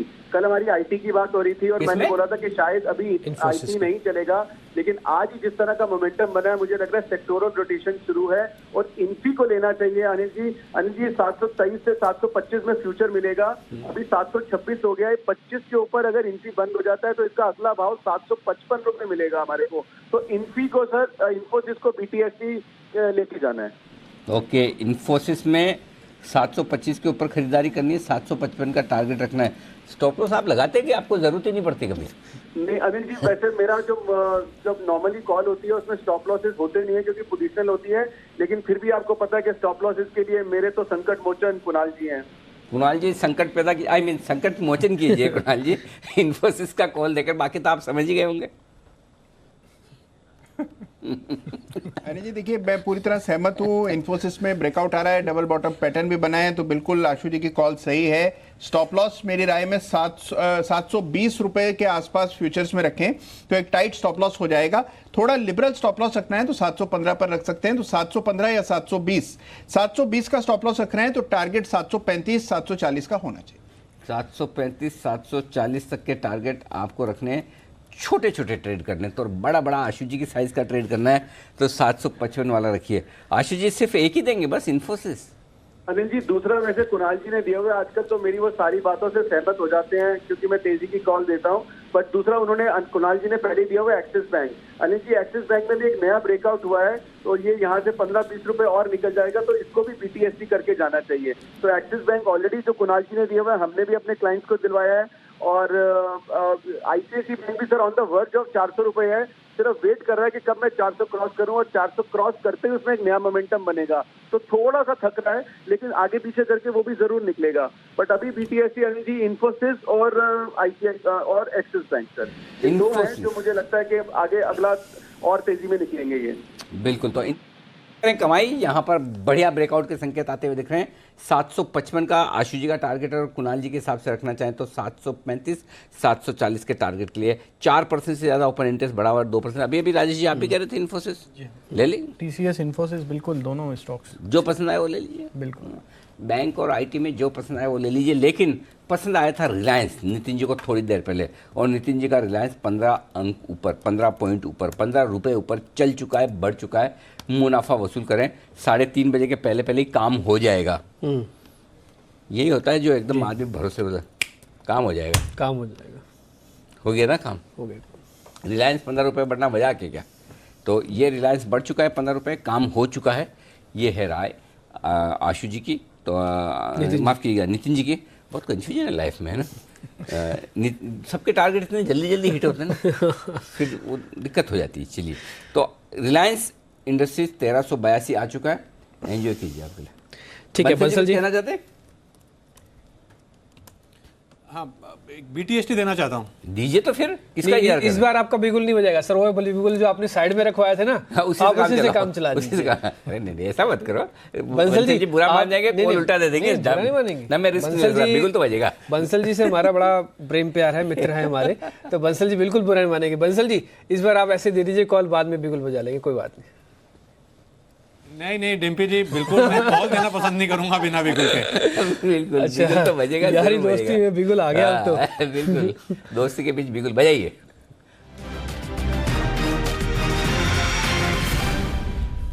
सर बहुत बढ़िया वाला बिगुल बजाए, बताइए अपनी कॉल अब। देखिए अनिल जी, स्टॉक है बैंक ऑफ बड़ौदा, जहां पर खरीदारी की राय है। अगर आप ध्यान दें अनिल जी, स्टॉक पे आप नीचे से 100 रुपीज से आप कंटिन्यूसली रिकमेंड करते आ रहे हैं, और यही मैंने बोला था अभी थोड़ी देर पहले कि एक स्टॉक है जो लगभग 20% से ऊपर बढ़ चुका है। और बैंक ऑफ बड़ौदा में अनिल जी अब एक बड़ी नेकलाइन टूटी है, और मुझे लगता है मौजूदा स्तरों से 10 रुपए का अपमूव बैंक ऑफ बड़ौदा में देखने को मिलेगा। जिस तरीके का अनिल जी ब्रेकआउट है, डू नॉट मिस काइंड का ब्रेकआउट है, जिन्होंने अभी तक PSU बैंक्स की रैली मिस करी है, वो मुझे लगता है बैंक ऑफ बड़ौदा को बाय करेंगे। यहां पर खरीदारी की राय है, 120 का एक स्टॉप लॉस लगाना चाहिए, और 135 के एकमात्र टारगेट के लिए बैंक ऑफ बड़ौदा को खरीदने की राय है। ठीक है, बैंक ऑफ बड़ौदा ऑलमोस्ट वैसे ही भी दिन के ऊपरी स्तरों के आसपास ही ट्रेड कर रहा है। आज सरकारी बैंकों का दिन अच्छा रहा, हालांकि दोपहर होते होते इनकी जो बढ़त हमने फर्स्ट हाफ में आती हुई देखी थी ना, वो ठंडी तो पड़ी है, बट लेकिन फिर भी नितिन जी ने भी कहा कि अभी आप सरकारी बैंकों में बने रहें। थोड़ी देर पहले आशु भी जुड़े थे, वो भी कह रहे हैं कि आप बैंक्स में बने रहें, बैंक निफ्टी और चलेगा, तो दोनों का कॉम्बिनेशन तो होगा और चल सकता है। अभी तो बैंक ऑफ बड़ौदा हो रहा है, अभी तो और चलेगा, अभी तो और चलेगा। 135 सीमेंट शेयर भी चल रहे हैं, इसमें से एक सीमेंट शेयर मेरे को समझ में आ रहा है, जिसपे कम से कम रिकमेंड करूँ ना करूँ, सवाल पूछना तो बनता है। अब मुझे नहीं मालूम रिकमेंड करने, क्योंकि खाली मुझे रिकमेंड करने के लिए जो एक सबसे बड़ी वजह डिम्पीएस में दिख रही है वो है ओपन इंटरेस्ट। 23% बढ़ा हुआ ओपन इंटरेस्ट रैमको सीमेंट में, 2,32,000 शेयरों से आज ओपन इंटरेस्ट में हुआ है इजाफा, और स्टॉक सिर्फ 1% ऊपर है। तो वॉल्यूम एक्शन तो आ चुका है, प्राइस एक्शन अभी तक आया नहीं है। क्या प्राइस एक्शन भी आने की तैयारी में है, ये बताना है। राजेश जी, आपको क्या इसे एक BTST के कॉल के तौर पर देखा जा सकता है? जी बिल्कुल, आज सीमेंट सेक्टर में आज देखें तो मॉर्निंग से ही हम देख रहे हैं कि एक बाइंग एक्शन जरूर देखने को मिली। इंडिया सीमेंट देखें, रैमको सीमेंट देखें, और भी सीमेंट स्टॉक्स में आज बाइंग देखने को मिली। और रैमको में अगर हम देखें तो एक ट्रेंड लाइन ब्रेकआउट हुआ है। पिछले 5 दिन का अगर हम मूव देखें तो उसमें एक डाउन स्लोपिंग ट्रेंड लाइन का ब्रेकआउट हुआ और स्टॉक उसके ऊपर ही ट्रेड कर रहा है। सो आज की क्लोजिंग 715 रुपये के ऊपर अगर होती है तो बिल्कुल BTSTT के लिए इसको बाय करना चाहिए। मुझे लगता है इसका कल का टारगेट 730 और 735 तक आ सकता है। तो आज की क्लोजिंग इंपॉर्टेंट रहेगी। 715 ही स्टॉप लॉस रख लें। अगर कोई अभी बाय कर रहा है तो 3 ही रुपये का स्टॉप लॉस है। अगर उसके ऊपर बंद होता है तो मुझे लगता है बिल्कुल इसमें 730 और 735 तक के टारगेट। आप कैश के लेवल बोल रहे हैं क्या? जी हाँ, कैश के लेवल। तभी 715 मतलब 718 चल रहा है। जी हाँ, खाली 3 रुपये का स्टॉप लॉस, इतना छोटा। वाह, वही ब्रेकआउट पे ट्रेड कर रहे हैं। 3 रुपये ऊपर चल रहा है ब्रेकआउट के ऊपर। ऐसे ही लोग होने चाहिए, स्टॉप लॉस बहुत छोटा छोटा दे, छोटा छोटा। और अगर कॉल जो सही हो गया तो फिर ये 3 रुपये के रिस्क के सामने 15 रुपये बनाकर भी ले सकता है। तो ये है रैमको सीमेंट 718 पे चल रहा है कैश में, 715 का स्टॉप लॉस, और फ्यूचर में चल रहा है 3-4 रुपये प्रीमियम पे। ठीक है, फ्यूचर पे थोड़ा प्रीमियम पर है। अकॉर्डिंगली अगर आप फ्यूचर ट्रेड कर रहे हैं कल के लिए तो फिर एडजस्ट कर ले। आप फ्यूचर के लेवल क्यों नहीं देते हैं राजेश जी? दोनों आपका फ्यूचर में भरोसा नहीं? अच्छा नहीं, क्योंकि बंसल जी हमारे पहले कैश के देते थे, तो बंसल जी को तो हमने बार बार पूछ के फिर उनकी आदत बदल डाली। अब वो भी कुणाल जी की तरह फ्यूचर के लेवल देने लग गए। तो ठीक है, कोई बात नहीं, आप भी थोड़े दिनों में मुझे लगता है ऐसा कर लेंगे, है ना? सीमेंट शेयरों में चलिए बढ़िया तेजी होती दिख रही है। एक और शेयर है टाटा ग्लोबल। एक बार जरा इस पे भी फिर हिला है आज। हाँ, थोड़ा आज हिला है और 1.5% ऊपर भी है। 2.5 के आसपास की आज क्लोजिंग भी दे रहा है। सिद्धार्थ जी, एक बार जरा टाटा ग्लोबल पे अपनी राय दीजिए। ये बिजनेस बड़ा इंटरेस्टिंग है। हालांकि कुछ एक रिस्ट्रक्चरिंग करी है इन्होंने अपने कारोबार के अंदर, अभी कुछ एक प्लांट्स भी बेचे हैं, रिस्ट्रक्चरिंग हो रही है। मतलब टाटा ग्लोबल का आप रेट कैसे कर रहे हैं? बहुत सारी खबरें हैं।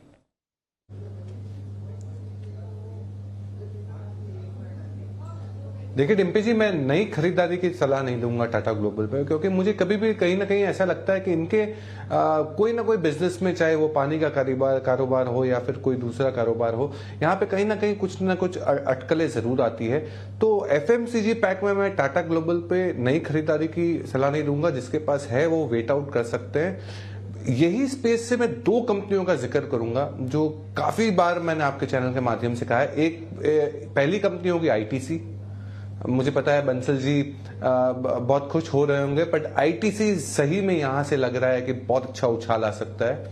ऑपरेटिंग प्रॉफिट्स बहुत अच्छे हैं, हर एक बिजनेस में एक्सपेंशन है, चाहे वो FMCG की बात करें, सिगरेट्स की बात करें, होटल बिजनेस की बात करें। ITC 352 निवेश का लक्ष्य है, 352 के लक्ष्य से आप बाई कर सकते हैं। और दूसरी कंपनी जो दिग्गज है ये स्पेस की, वो है हिंदुस्तान यूनिलीवर। हालांकि अभी बहुत दबाव में है। सारी बड़ी कंपनियां, रिलायंस, ITC सब फायरिंग कर रही है, एक्सिस या HDFC बैंक। ये कंपनी HUL अभी शांत है, ये शांति में ही लेने की बात है। HUL जब चालू होगा तब सबको शांत कर देगा। हमें लगता है कि हिंदुस्तान यूनिलीवर आप 2250 के टारगेट से बाइंग करके चल सकते हैं। 2250 का टारगेट है HUL का। ये तो है सिद्धार्थ जी, जब भी बोलते हैं ना बिल्कुल एकदम बड़ा लेवल आपको देंगे। LNT का भी कुछ वैसे ही, जो भी आप भाव बता रहे थे।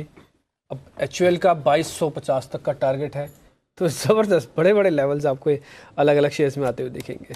इंटरेस्टिंग। ठीक है, टाटा ग्लोबल को छोड़िए, HUL पे ज़रा ध्यान दीजिए। ये तो हो गया फिक्स। अब कुछ एक और शेयर्स देख लेते हैं। ग्रैन्युलस इंडिया, आज इसके अंदर बाइंग का मोमेंटम काफ़ी अच्छा बना। एक बार राजेश जी देखिए जरा, ग्रैन्युलस इंडिया ये वायदा से तो आ चुका है बाहर। जी आज देखें तो इसमें दिन में एक बहुत अच्छा स्पाइक देखने को मिला था। स्टॉक ने वन वे 112 से 117 तक वन वे बाइंग देखने को मिली थी, और उसके बाद स्टॉक अब हायर साइड पे कंसोलिडेट कर रहा है। तो स्टॉक में नियर टर्म चार्ट पे तो ब्रेकआउट हुआ है। जो कंसोलिडेशन था पिछले 5-7 दिन का, उसका ब्रेकआउट हुआ, उसके ऊपर ही बंद कर रहा है स्टॉक। 115.50 स्टॉप लॉस होगा।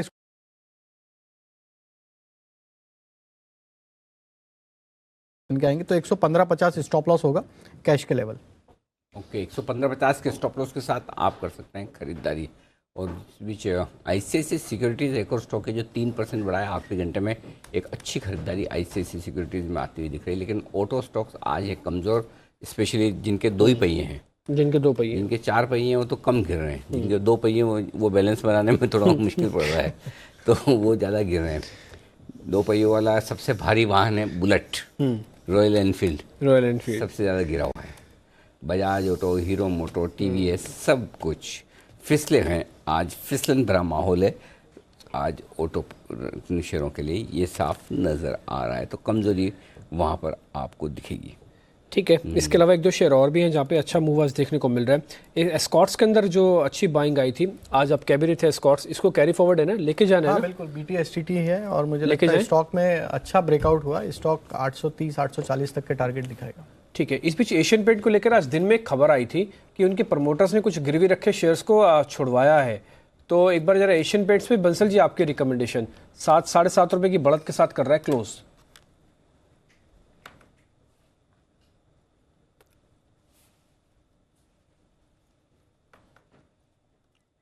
बंसल जी आवाज आई है आपको? एशियन पेंट्स के बारे में आपसे राय चाहते हैं। हाँ डिम्पी जी, एशियन पेंट्स में टेक्निकल रुझान काफ़ी पॉजिटिव है और मेरे को ऐसा लगता है कि यहाँ पर खरीदारी करके चलना चाहिए। टेक्निकली डिम्पी ये स्टॉक भी अनचार्टेड टेरिटरी में जाने की तैयारी कर रहा है। इमीडिएट टारगेट 1475 का बैठता है और 1475 का लेवल जब टूटेंगे तब यहाँ पर 1490, 1495 के लेवल्स देखने को मिलेंगे। इन स्तरों पे खरीदना चाहिए। 1440 का एक स्टॉप लॉस लगाना चाहिए। ओके, तो एशियन पेंट्स में भी करें खरीदारी। लेकिन बाजार खुलने से पहले हम आपसे पूछते हैं कि क्या करना चाहिए निफ्टी में। आज एक नई परंपरा शुरू कर रहे हैं हम कि बाजार ठीक बंद होने से पहले पता कर लेते हैं कि क्या करना चाहिए मार्केट में। अभी जिनके पास लॉन्ग पोजीशंस हैं वो क्या करें?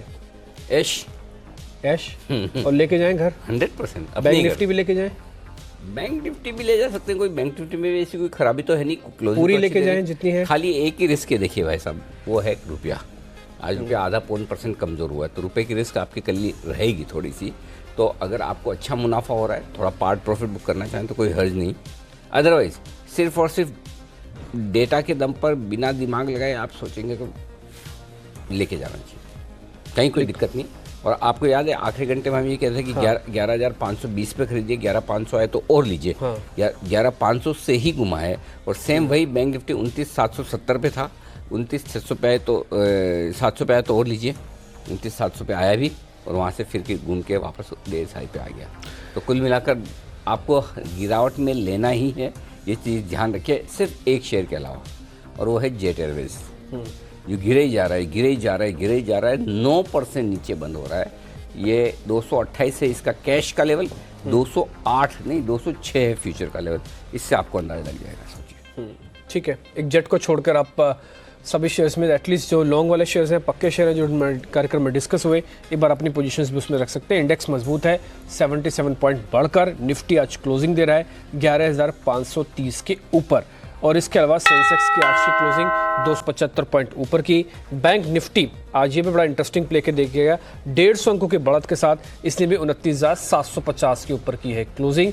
और आज बैंक निफ्टी का इकलौता एक शेयर है कोटक महिंद्रा बैंक जो फ्लैट है, ICICI फ्लैट है, नहीं तो सभी के सभी शेयर्स आज बढ़कर बंद हुए। और इसमें सरकारी बैंकों में पंजाब नेशनल बैंक 4.5% की मजबूती के साथ ऑलमोस्ट डी हाई पे ये बंद हुए। तो सरकारी बैंकों का रहा है आज दिन जहां पर हुई है दमदार खरीदारी, लेकिन दिन आ रहे हैं होली के, आ रहे हैं ना होली के। बिल्कुल फाइनल क्लोजिंग हो उसके पहले बता दें कि आज बाजार बंद होने के बाद एक्शन कहाँ है, जीरो होली आने वाली और बिना रंग गुलाल के होली कैसी। लेकिन ये भी जानना जरूरी है कि कहीं केमिकल्स से वो जो रंग जिनमें केमिकल्स होते हैं उससे आपको नुकसान ना हो जाए। होली खेलने से पहले और होली के बाद क्या करें। और आमतौर पे सबसे ज़्यादा स्किन की चिंता किसको होती है? जो सेलिब्रिटीज़ होती है। जैसे कि आप? नहीं सर, जैसे आप।